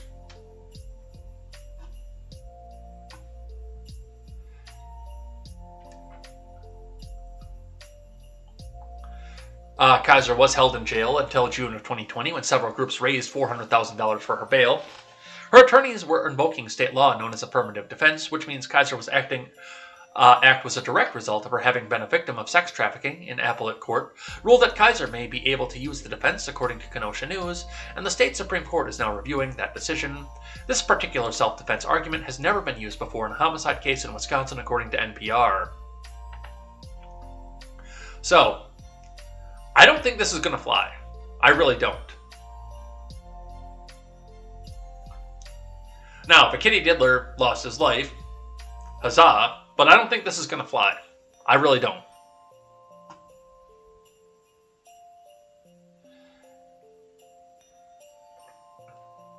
But that's what we see off of that. From WISN. Dear Judge Schrader, letters highlight polarizing judge in Kyle Rittenhouse case. From Derek Rose. In the days following the not guilty verdict in the Rittenhouse trial, clerks filed more than 100 pages of letters to the court expressing praise and anger. Copies of the letters, obtained by WISN 12, show some of them were written as the jury deliberated Rittenhouse's fate and after the jurors acquitted the now 18-year-old from Illinois. The letters were from at least 22 states outside Wisconsin and mainly focused on the polarizing circuit judge Bruce Schrader. If it had not been for you, that precious, intelligent, wholesome, motivated, and altogether adorable young man would have been a life wasted, a woman from Ohio wrote. Simp! One of the most high-profile letters came from a special prosecutor in Louisiana, Hugo Holland, who had previously been forced to resign in a firearms acquisition scandal. Let's read. Dear Judge Schrader, as a 33-year-old prosecutor and one who was drawn to the ire of liberal media for my stance on the death penalty, let me say that I can commiserate with your current situation. I watched your performance during the Rittenhouse trial and am disappointed that I could not practice before you. I just wish to make 2 points for consideration. 1. Knowing that Wisconsin rules of evidence cannot be that much different than Louisiana's, I believe every ruling you made during the trial, I myself would have made had I been on the bench, which of course proves, in my mind, that the talking heads who criticize you may as well be talking out of their keisters, and 2. Haters gonna hate. I long ago stopped reading news reports, posts, social blogs, and whatnot about me, and my life has become more stable and calm because of it. I recommend this course to you and remind you that Antonin Scalia said, a man who has made no enemies is probably not a very good man. I write this letter as the jury deliberates, and while you likely have more interest in my opinions than does my wife, I would not have even bothered to take the Rittenhouse case to a grand jury. I would have pronounced it a good shot and been done with it. In closing, know that you bring credit to the bench and to Wisconsin. Good work. Hugo Holland Jr., Special Assistant District Attorney. But don't you know? Don't you know? He crossed state lines. He cruised. He cruised.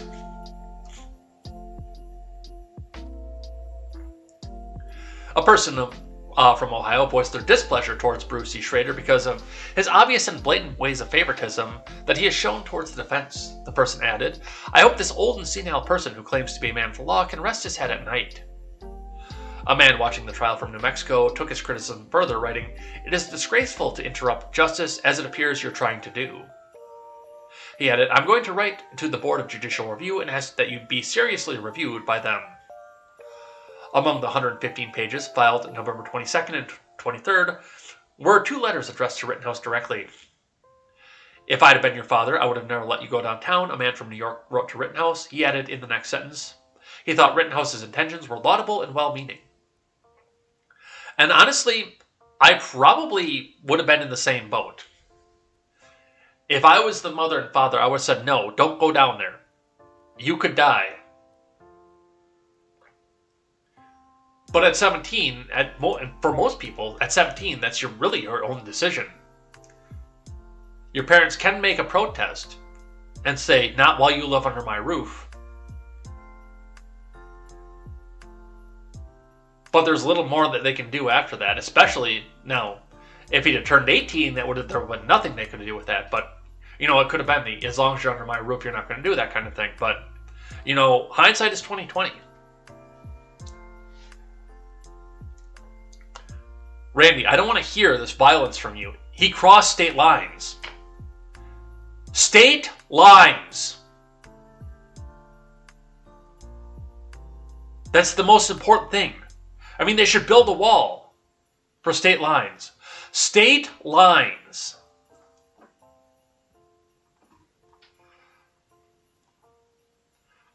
Some Darrell Brooks news.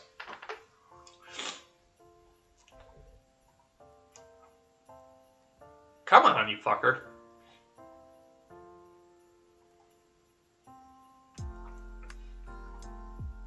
Sixth homicide charge filed against Waukesha parade suspect Darrell Brooks.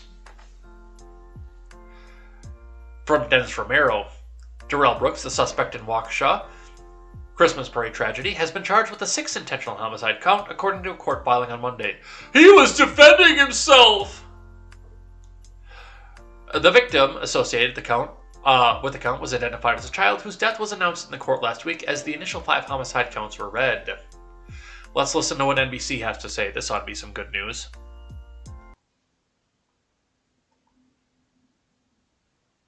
This morning, another family is grieving in Waukesha. 8-year-old Jackson Sparks died Monday from his injuries. The family called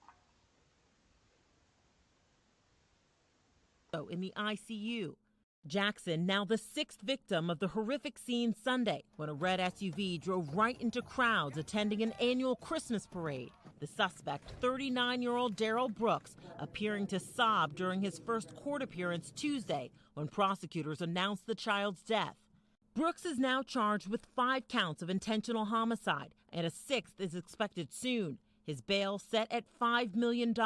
It's an extraordinarily serious case with an extraordinary history of this gentleman, of fleeing, of hurting people, of not following court orders. Documents obtained by NBC News shows Brooks had a decades-long criminal history, including arrests for sexual abuse, drugs, battery, and domestic violence.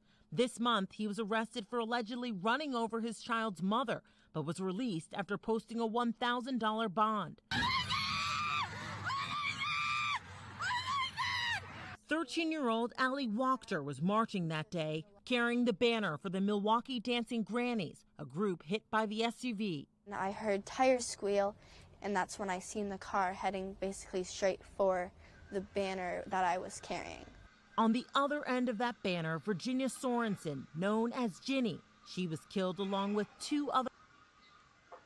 So the audio report on this appears to be old, and they still didn't have the 6th one in there. Brooks, 39, is alleged to have driven an SUV into crowds at the event on November 21st. 5 victims were declared dead overnight. More than 40 other people were injured, authorities said. Among those treated were several children, area hospital officials said. The 6th victim died Tuesday as a result of craniocerebral injuries from blunt force trauma to the head, according to Monday's filing, which cites the conclusion of the Waukesha County Medical Examiner. And, of course, I mean, we see that the mainstream media is trying to downplay this at this point. You know, we haven't heard really anything off of NBC, CNBC, MSDNC, Fox. Zero American News is still on it, and I don't have a bad one for Newsmax. But they suck, so don't listen to them. But I mean, nobody has really come off of this anyway to try to come out and say anything about this anymore. They're trying to move on to the Omicron variant and move this away. You know, you're not supposed to look through a social media. You're not supposed to look through any of this here.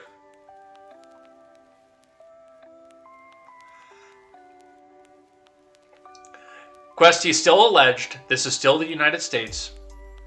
He is still alleged. Because you are innocent until proven guilty by a jury of your peers, unless you plead guilty. And it does not appear he has done so. So yes, he is still alleged at this point. I said on Porch Boys last night, I was in the live chat, and I said, dude's probably actually going to get misdemeanor. He's going to plead down to a misdemeanor and get time served and be out by Christmas.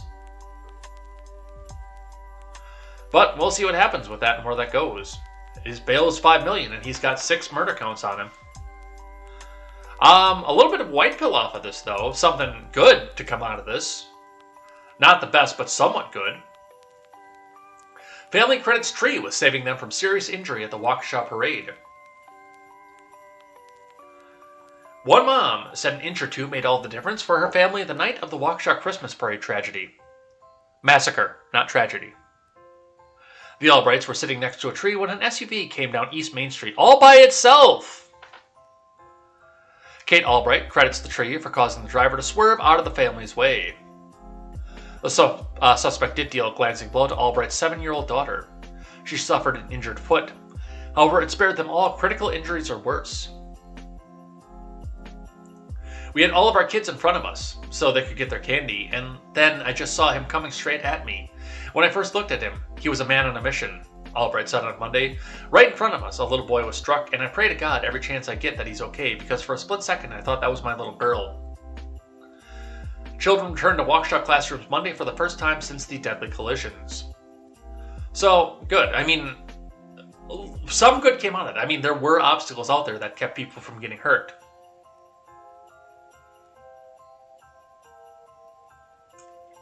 And I'm glad for that. I'm glad that some people got at least some sort of safety off of this, while other people did have to, unfortunately, give their lives for it. All right, let's talk vaccine stuff.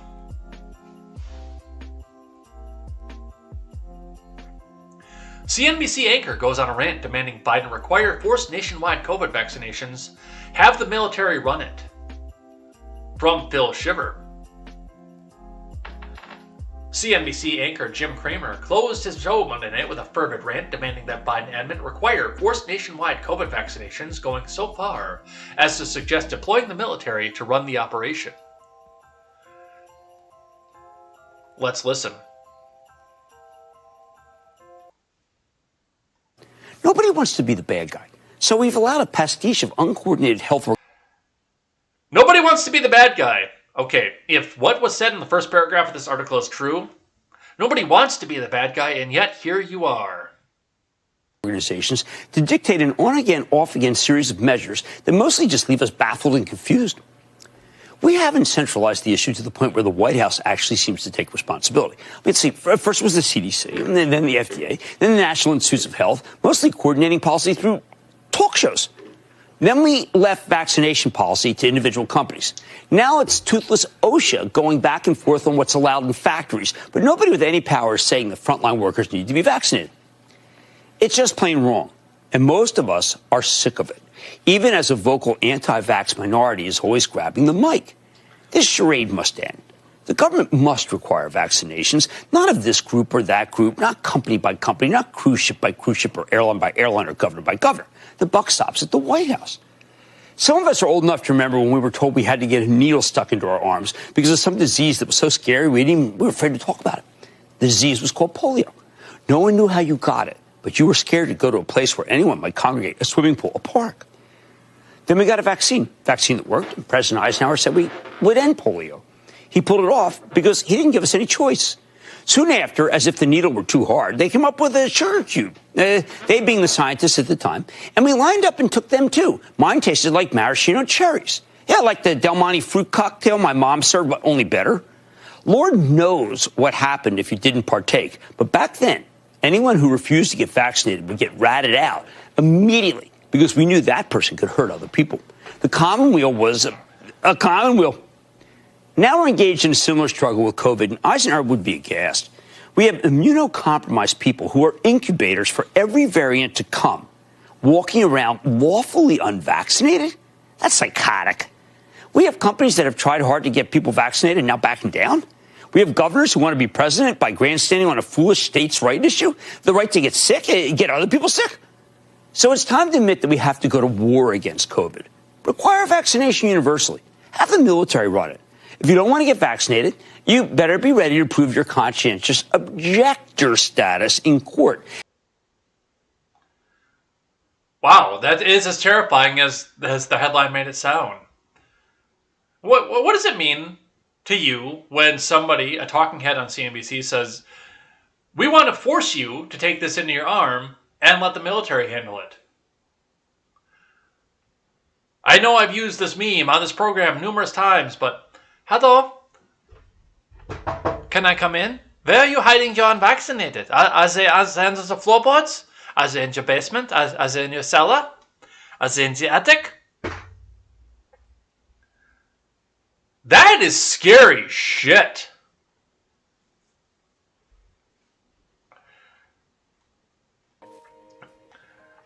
I don't usually do chat on during the week here, but I mean, Fanning has it right on the head too. We hit the White House's vaccination goal.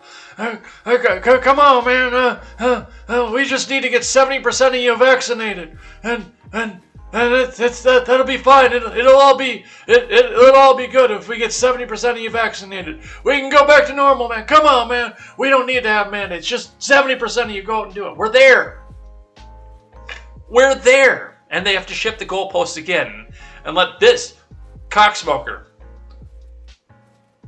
drink a fifth of fucking bourbon and then get on TV and tell, well, we're going to have a military come up and put it in your arm.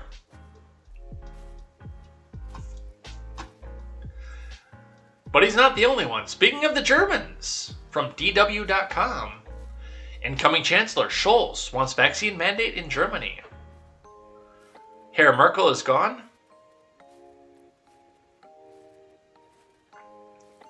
As Germany faces record-breaking infection numbers and fears the Omicron variant abound, Angela Merkel's designated successor, Olaf Scholz, is calling for general vaccine mandate. Talking to Germany's Bild television on Tuesday, the chancellor-in-waiting said he would like to see mandatory vaccinations not too far away in the future. So I suggest beginning in February or March. At the same time, he said that the decision would be made in the parliament and that it would be a matter of conscience for the individual lawmakers.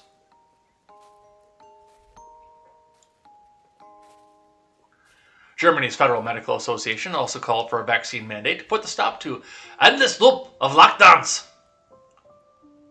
It urged the German government to make arrangements that would apply to all adult citizens with no medical contraindications against a vaccine. The question of mandatory vaccination is considered controversial in Germany, partly due to forced medical treatments during the 30s. Separately, a spokesman for the outgoing German government, Stefan Siebert, said a decision on the vaccine mandates would be made soon.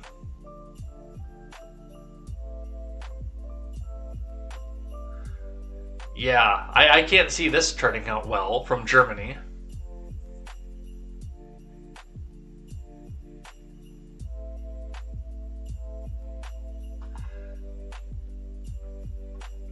More vaccine stuff from the fart-in-chief, Politics USA, writes, a frustrated Eric Swalwell erupts on those who won't get vaccinated.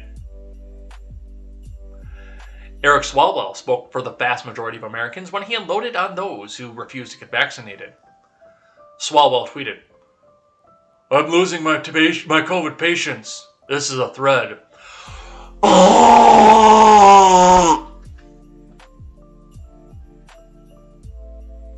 I added that last part. I've tried to reason with the unvaxxed.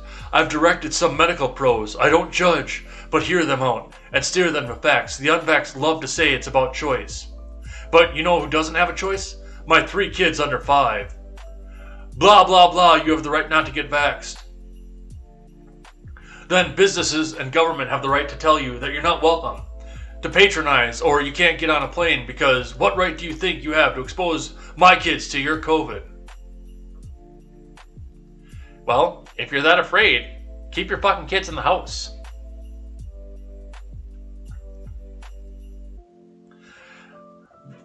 Let's own the outrage. The loony carnival barkers at the school board meetings do not reflect where most parents are. Your unvax status is creating new variants. Has there ever actually been any proof of that, or is that just something politicians say when they want to get another fucking kickback from Moderna? So get your damn shot or stay inside your house, but don't mess with my kids. Eric, you want to come up to my door and tell me that to my face? I mean, I know you will, and you'll come with the entire United States fucking military behind you to do it.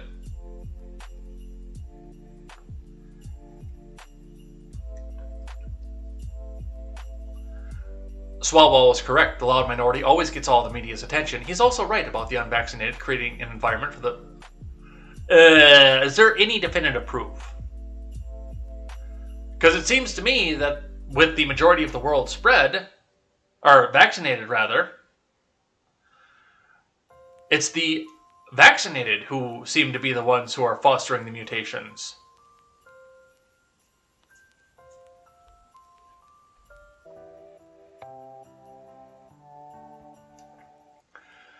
It is the grim second possibility that America is trying to avoid.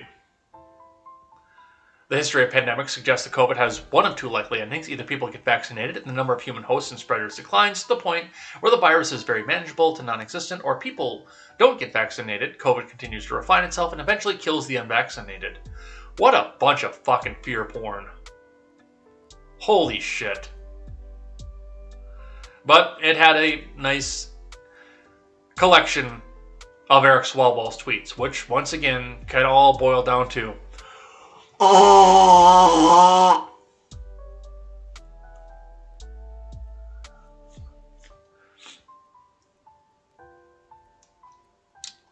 from CBS WLKY. Federal judge in Kentucky temporarily blocks Biden's COVID mandate for federal contractors. So, who's been blocked so far?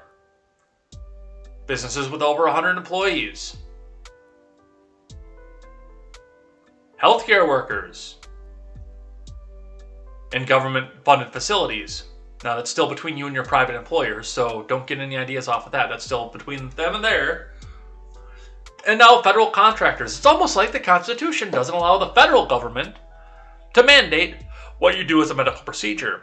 Instead, by the 10th Amendment, delegating that off to the states. Weird how that works. From WLKY Digital Team. A federal judge has granted the Kentucky AG Daniel Cameron a request to temporarily block President Biden's vaccine mandate for federal contractors. U.S. District Judge Gregory Van Tatenhove for the Eastern District of Kentucky issued a preliminary injunction on Tuesday on the mandate that requires federal contractors to receive COVID-19 shots early next year. The Republican AG filed the lawsuit in November alongside his counterparts in Ohio and Tennessee, meaning the injunction is also in effect for those two states. The lawsuit asserts that the president's mandatory vaccination requirement is unlawful and unconstitutional. In his ruling, Van Tatenhoff said the temporary blocking of the orders was not to argue whether vaccines are effective or whether the federal government can require the citizens to get vaccines, but whether the President Biden can use congressionally delegated authority to manage the federal procurement of goods and services to impose vaccines on the employees of federal contractors and subcontractors. So this is a financial argument. This is not necessarily a judicial argument or a constitutional one. Although the constitutionality of this will be argued, probably at a Supreme Court level. In all likelihood, the answer to that question is no, so for the reasons that follow, the pending request for a preliminary injunction will be granted, the judge said. Cameron celebrated the judge's decision, calling it a significant ruling because it gives immediate relief from federal government's vaccine requirement to Kentuckians who either contract with the federal government or work for a federal contractor. While enforcement will be paused in Kentucky, Ohio, and Tennessee, the review of the mandate and the coinciding lawsuit will continue. Once again, the court is asked to wrestle with important constitutional values implicated in the midst of a pandemic that lingers. These questions will not be finally resolved in the shadows. Van Tatenhoff said in his decision, "Oh yes, I do remember in 1789, our founding fathers looking over the Constitution, and Hamilton looking up and saying, so we do have in the article, we do have in the last article here that all of this is null and void and bunk if a simple cold comes around the country, right? Because that's going to be important. We have to make sure that all this goes away if a simple cold ravages our country."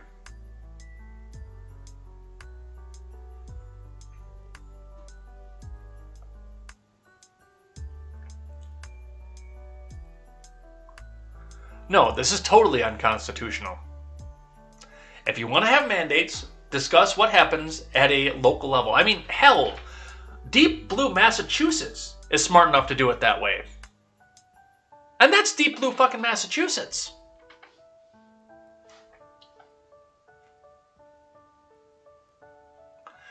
They have a mismatched hodgepodge by municipalities and private businesses as to what the vaccine mandates are going to be.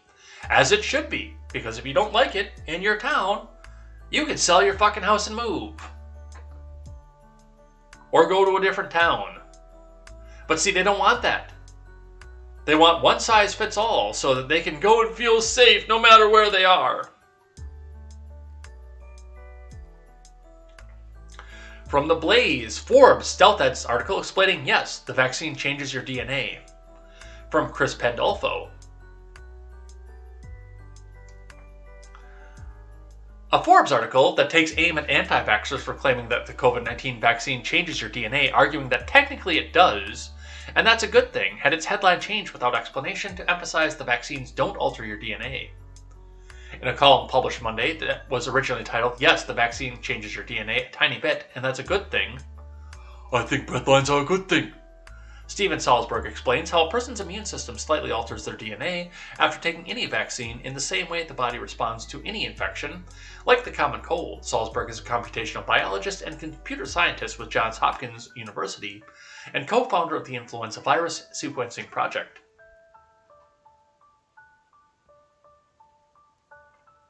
However, sometime after the publication, the article's headline was changed to "COVID vaccines don't alter your DNA, they help choose cells to strengthen your immune response." No editor's note or no other explanation for the changes was given by Forbes. While the original headline summarized Salzberg's argument, the new headline appears to slightly contradict what he wrote.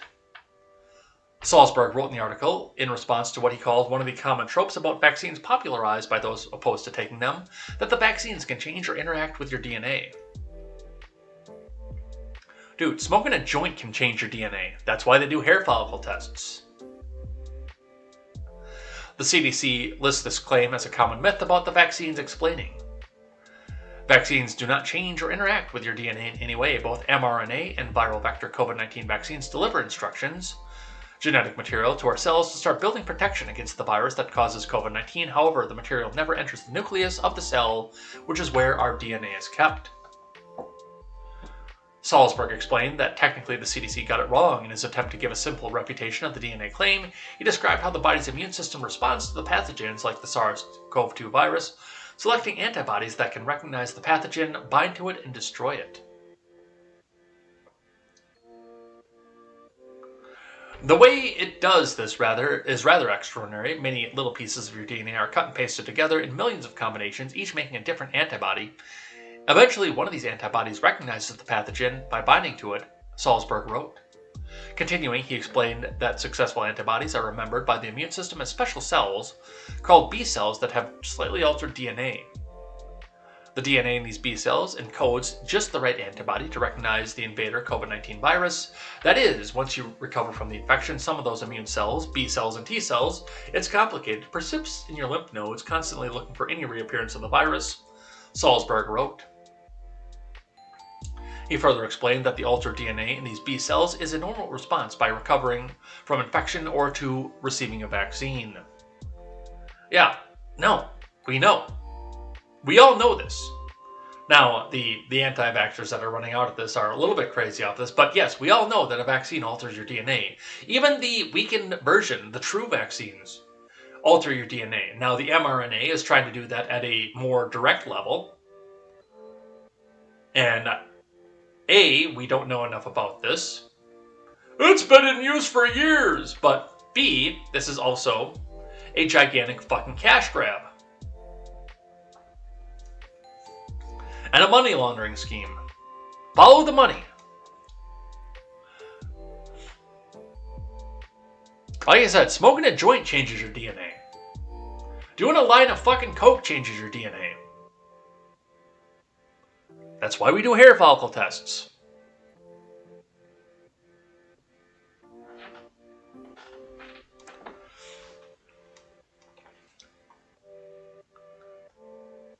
What else do we have here? Let's move off the coronavirus here in the last few minutes that we have. Once again, not going to get to everything, but, you know, we started early and got to more than I thought we were going to. Mayor Pete, who is infinitely out of touch with the common man, which is surprising, considering his mayorship of South Bend, where he was constantly around the common man. But Mayor Pete continually shows that he is completely out of touch with the rest of us. He has an inability to exist on the same plane of reality as the rest of us. Families who buy electric vehicles never have to worry about gas prices again! From Maureen Breslin. Transportation Secretary Pete Buttplug stressed in a new interview that families who buy electric vehicles never have to worry about gas prices again. While speaking on MSDNC's The Sunday Show with Jonathan Capehart, Buttigieg noted that Democrats' proposed social spending package includes incentives to make it more affordable to buy an electric vehicle. Buttigieg said families would essentially have a $12,500 discount in transportation costs, adding that families who own that vehicle would never have to worry about gas prices again.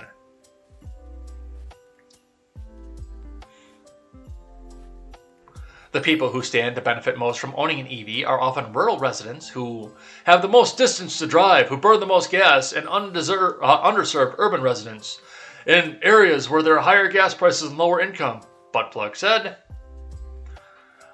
They also would gain the most by having that vehicle. These are the very residents who have not always been connected to electric vehicles that are viewed as kind of a luxury item. If we can make the electric vehicle less expensive for everybody, more people can take advantage, and we'll be selling more American-made EVs, which means, in time, they'll become less expensive to make and buy for everybody, Buttplug said. Buttigieg's comments came after the Department of Energy announced last week that it would release 50 million barrels of oil from the nation's strategic petroleum reserve in an effort to control rising gas prices. No, let's not open up the Keystone Pipeline again and start exporting oil to take up the rest of the world's oil price concerns and OPEC cutting their fucking production. Let's just unload a little bit onto our own soil. God, these people don't know a goddamn thing about how to run an economy. And electric vehicles are cool, and I'm actually pretty positive they're going to take off at some point. Among a lot of people, especially once the used market gets out there.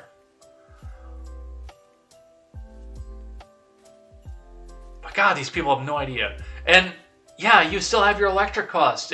It's not free to go charge this up at the Hy-Vee or at the electric charging station at your little fucking yuppie shop or at the Woodman's down in Janesville. It's not free to run that electricity. Woodman's knows that.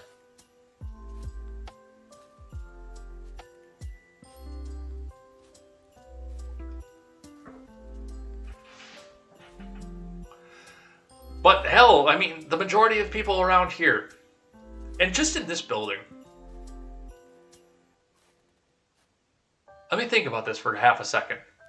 I think I have the second newest vehicle in this building. One of the guys upstairs bought a brand new Fusion shortly after I bought my truck, which my truck was 6 years old when I bought it. Mine's a 2014. I think his is a 2019 or a 2020. But he's got the newest one. I have the second newest vehicle here. Because people in this building typically can't afford to just drop what they're doing and go out and buy a brand new vehicle. And we're in a more upscale neighborhood, too. That's the thing. Like, this is, as far as suburbs of a larger, lower income city go, this is actually a more upscale place. And I've noticed that looking at property prices, because I like this town. I'd like to stay living here if I can, but if I want to be buying property, I don't think that's going to be in the reality for living in this town. To continue living in Redacted, where I live. But, I mean, what else do we have around here? An early 2000s Impala, a late 90s Corolla, I believe it is a 2009 Hyundai. I mean, these are not people who are going to be dropping whatever the price is to go get an electric vehicle, even if they subsidize the price for them. Or back where I was before I moved into this building, or before I moved into the last building I lived into. That's the other side of it too. You know, when I lived with my cousin at the campground, and it was buy a Blazer that only had 2 gears in it for $200, and then buy an F-150 for $1,000 that was spitting spark plugs out, and then getting really lucky and finding one for $2,000. That actually served me fairly well, and I actually got almost all that I paid for it back out of it when I traded it off on my 2011. I mean, back then, back in the 2014, 2015, 2016 era, there was no way that I was going to drop money on a brand new vehicle. It wasn't going to happen.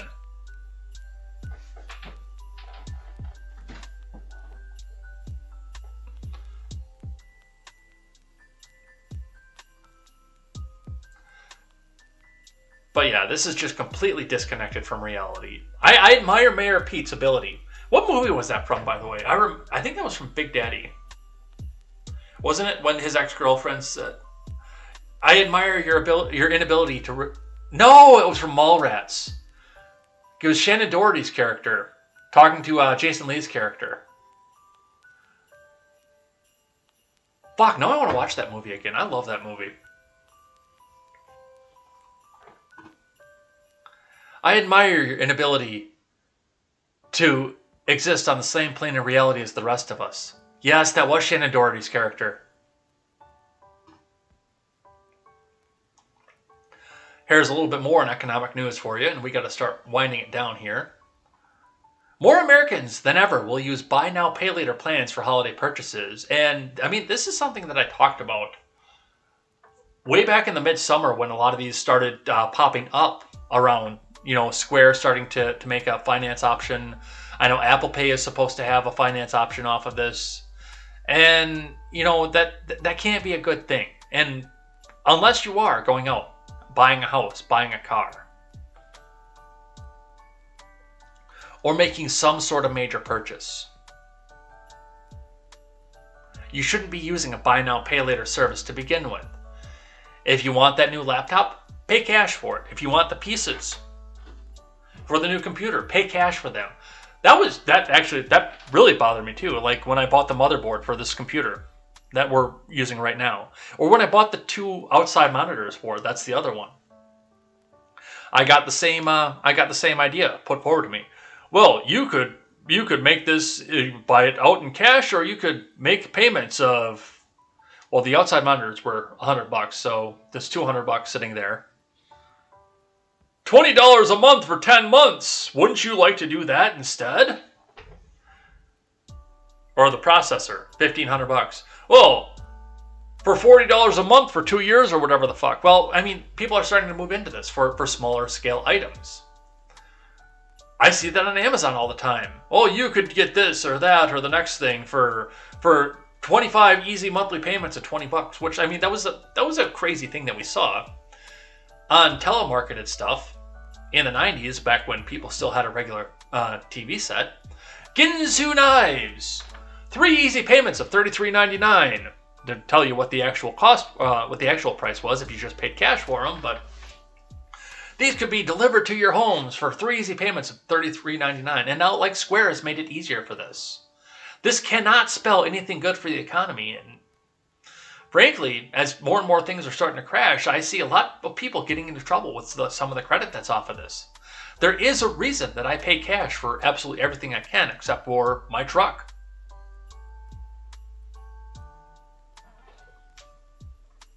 This is from Ben Zieslaw.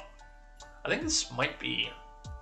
No, I want to do this one here before we head off, too. There are a couple that I really need to get to today, but I can't. I just can't. We're out of time. More Americans than ever are using Buy Now, Pay Later plans to buy holiday gifts. Buy Now, Pay Later, a short-term financing option, lets consumers make purchases and pay at a future date, often interest-free, is increasing rather rapidly in popularity. Typically offering their services at checkout, BNPL companies like Klarna, Afterpay, and Affirm have diverted between $8 billion and $10 billion in annual revenue away from banks. Americans plan to use BNPL heavily over the holiday season, according to a survey from Cardify. Nearly half, 45.1% of users, said they'll be paying part or all of this year's holiday purchases using BNPL. When asked to share the full list of payment methods they'll be using, BNPL came in third place behind debit, 65.7%, and credit cards, 54.6%. Consumers would rather pay for holiday purchases using BNPL than cash. Among those who plan to use BNPL this holiday season, holiday BNPL shoppers, 46.6% will use BNPL for more than half, 37.8%, or even all, 8.6% of their holiday purchases.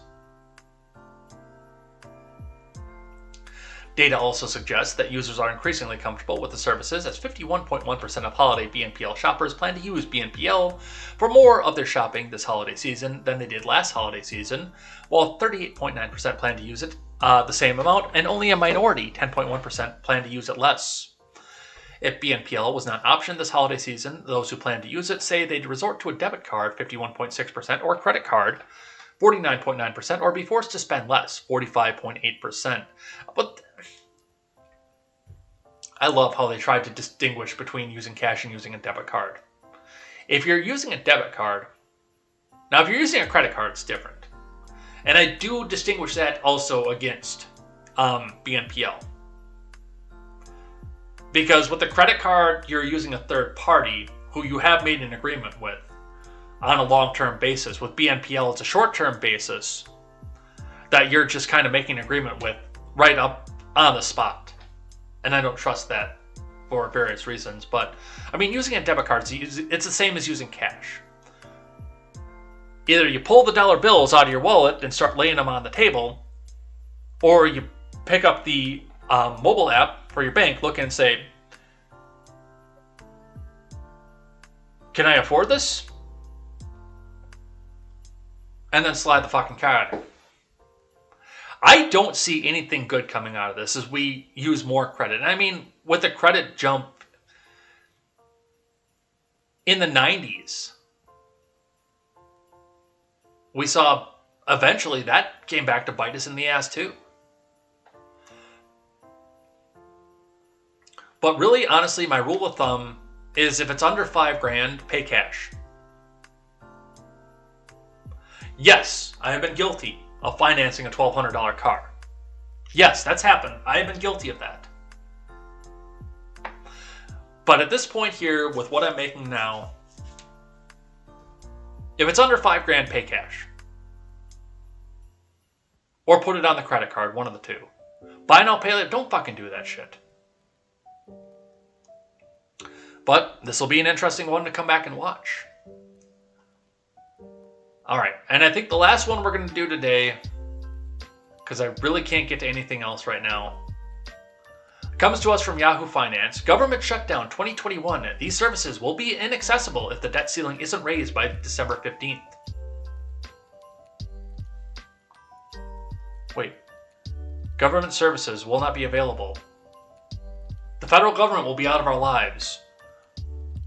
What might I have to say about that?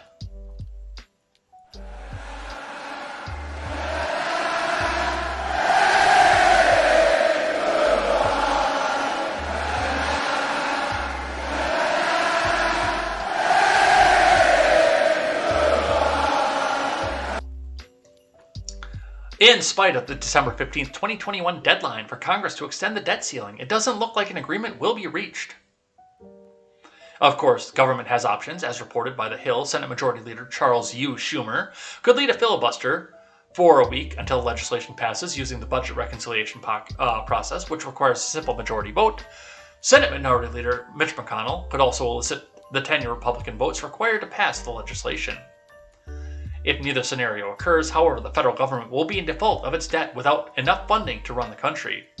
And many programs and services could shut down, but which services will close in the event of a government shutdown? And how will it affect average Americans?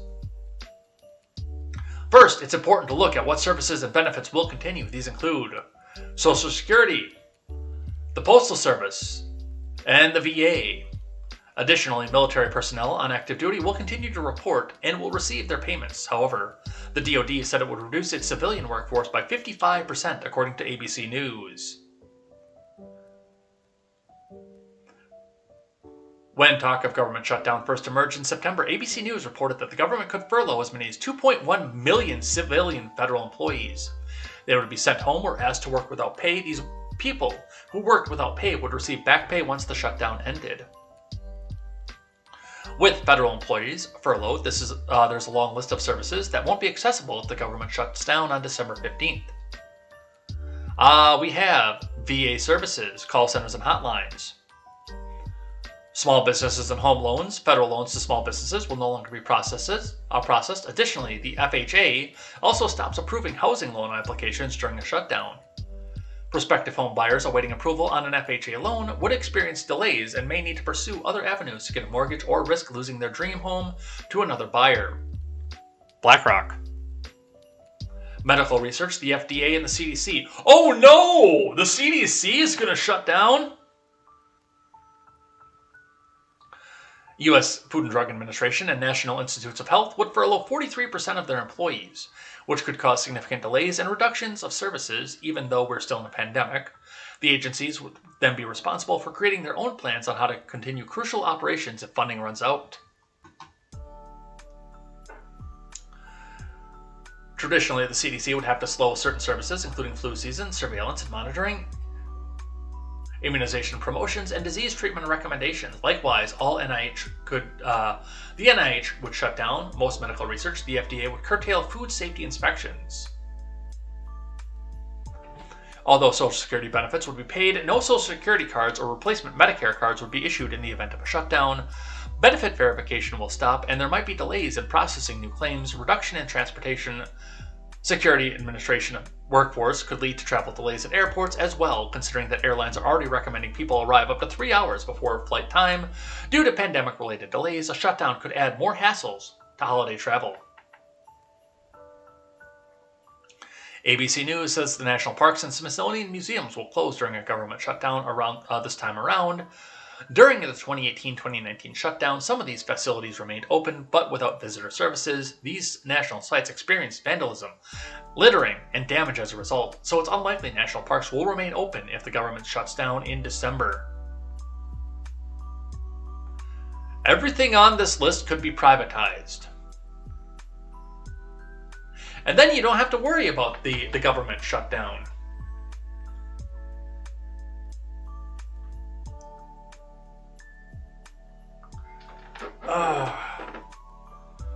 And yes, at this point it does look like that we're going to default on our debts.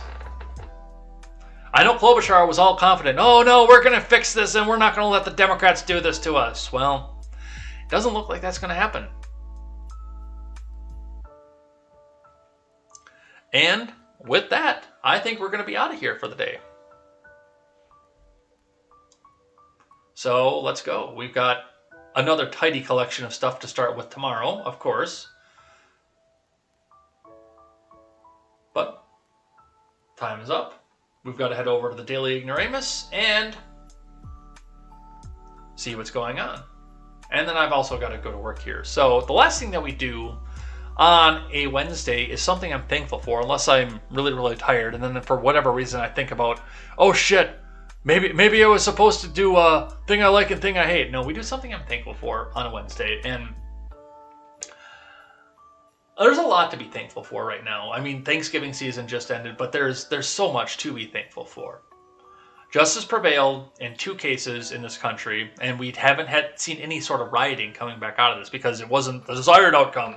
It was actual justice in the one case. One of the things that I'm really happy about in this world right now is the support network that I had. And I keep coming back to the same thing, but it just keeps showing up for me more and more as we go along. And like I said the last time I talked about this, it is when Rebecca and I split up back in 2018, I had no support network. I was not on speaking terms with very large swaths of my family. I didn't know where I was. I was in a new town, didn't know anybody at all. But I started reaching out, I started meeting people, and some of these people I might be meeting for the very first time coming up here at the end of the month. I don't know. We're going to see what the Brandon administration does for fuel costs first, because that's the hard part. If I hadn't had to put brakes on the truck this past month, I would actually probably be sitting pretty well right now, but jeez. Brakes for a pickup truck, a half-ton truck, especially a later model one, do get expensive. So that's something to sit back and watch for, especially if you do move up in the pickup truck range. But just the support network and the fact that, you know, on a last-minute ditch effort, on a Friday afternoon, Katie Zed came out and said, "Oh, hey, I can help you with the RedNet show on Monday, no problem." When I had just found out that I wasn't going to have jury duty and we could actually have a show that day. Now, I'm not afraid to do the RedNet show alone. And I'm not.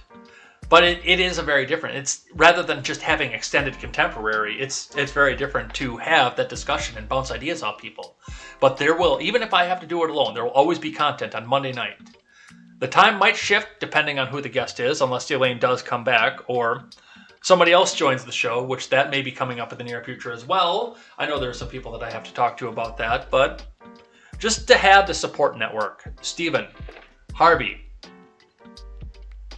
John, Seawall, Midget B, even though I think I need to have a little bit more preparation before I have him on the show. Got to learn how to hit that dump button really quick. Because I heard some of the stuff that he was saying over on Porch Boys last night.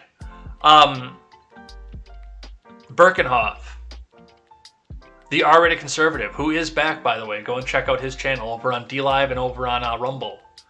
These people that I've had the opportunity, the wonderful opportunity to meet along the way. And now some of this is starting to come into my own community too. The Beauty and the Beta Frozen North guys that I've met and talked to. And, I talk to a lot of the times when I'm out making a long road trip. Which I don't do as much anymore because let's go Brandon. There's so much difference of where I was in 2018 to where I am now. And I'm thankful for the fact that that's happened. I'm thankful for the Christmas season too, and the fact that people want to actually come together and celebrate together. This is an amazing time to be alive. There is an actual hashtag resist, but it's not coming from people who have hashtag resist in their bios. The hashtag resist is people coming together from across the country to come together and celebrate a holiday together. That's the hashtag resist in today's current economy, climate, and everything else. We will find a way no matter what we do. And that's what I'm thankful for. That's a little bit meandering, of course, but that's what I'm thankful for. And with that, we're done. Let's head out of here for the day, because I've got to go to work. And wonder why they demand figgy pudding so much.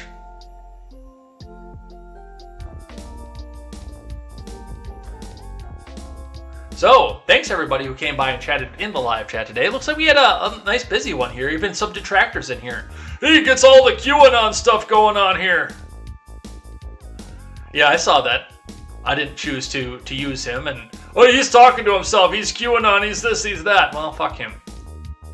He was free to come in here and say his piece. I don't know if anybody muted him or not, but yeah, that's what we have. Oh, I've seen that name in here before anyway. He's a known trouble causer, but thank you to you guys who came in, and even thank you, GrabBag43ML, for watching the advertisement to come in and watch this program as well.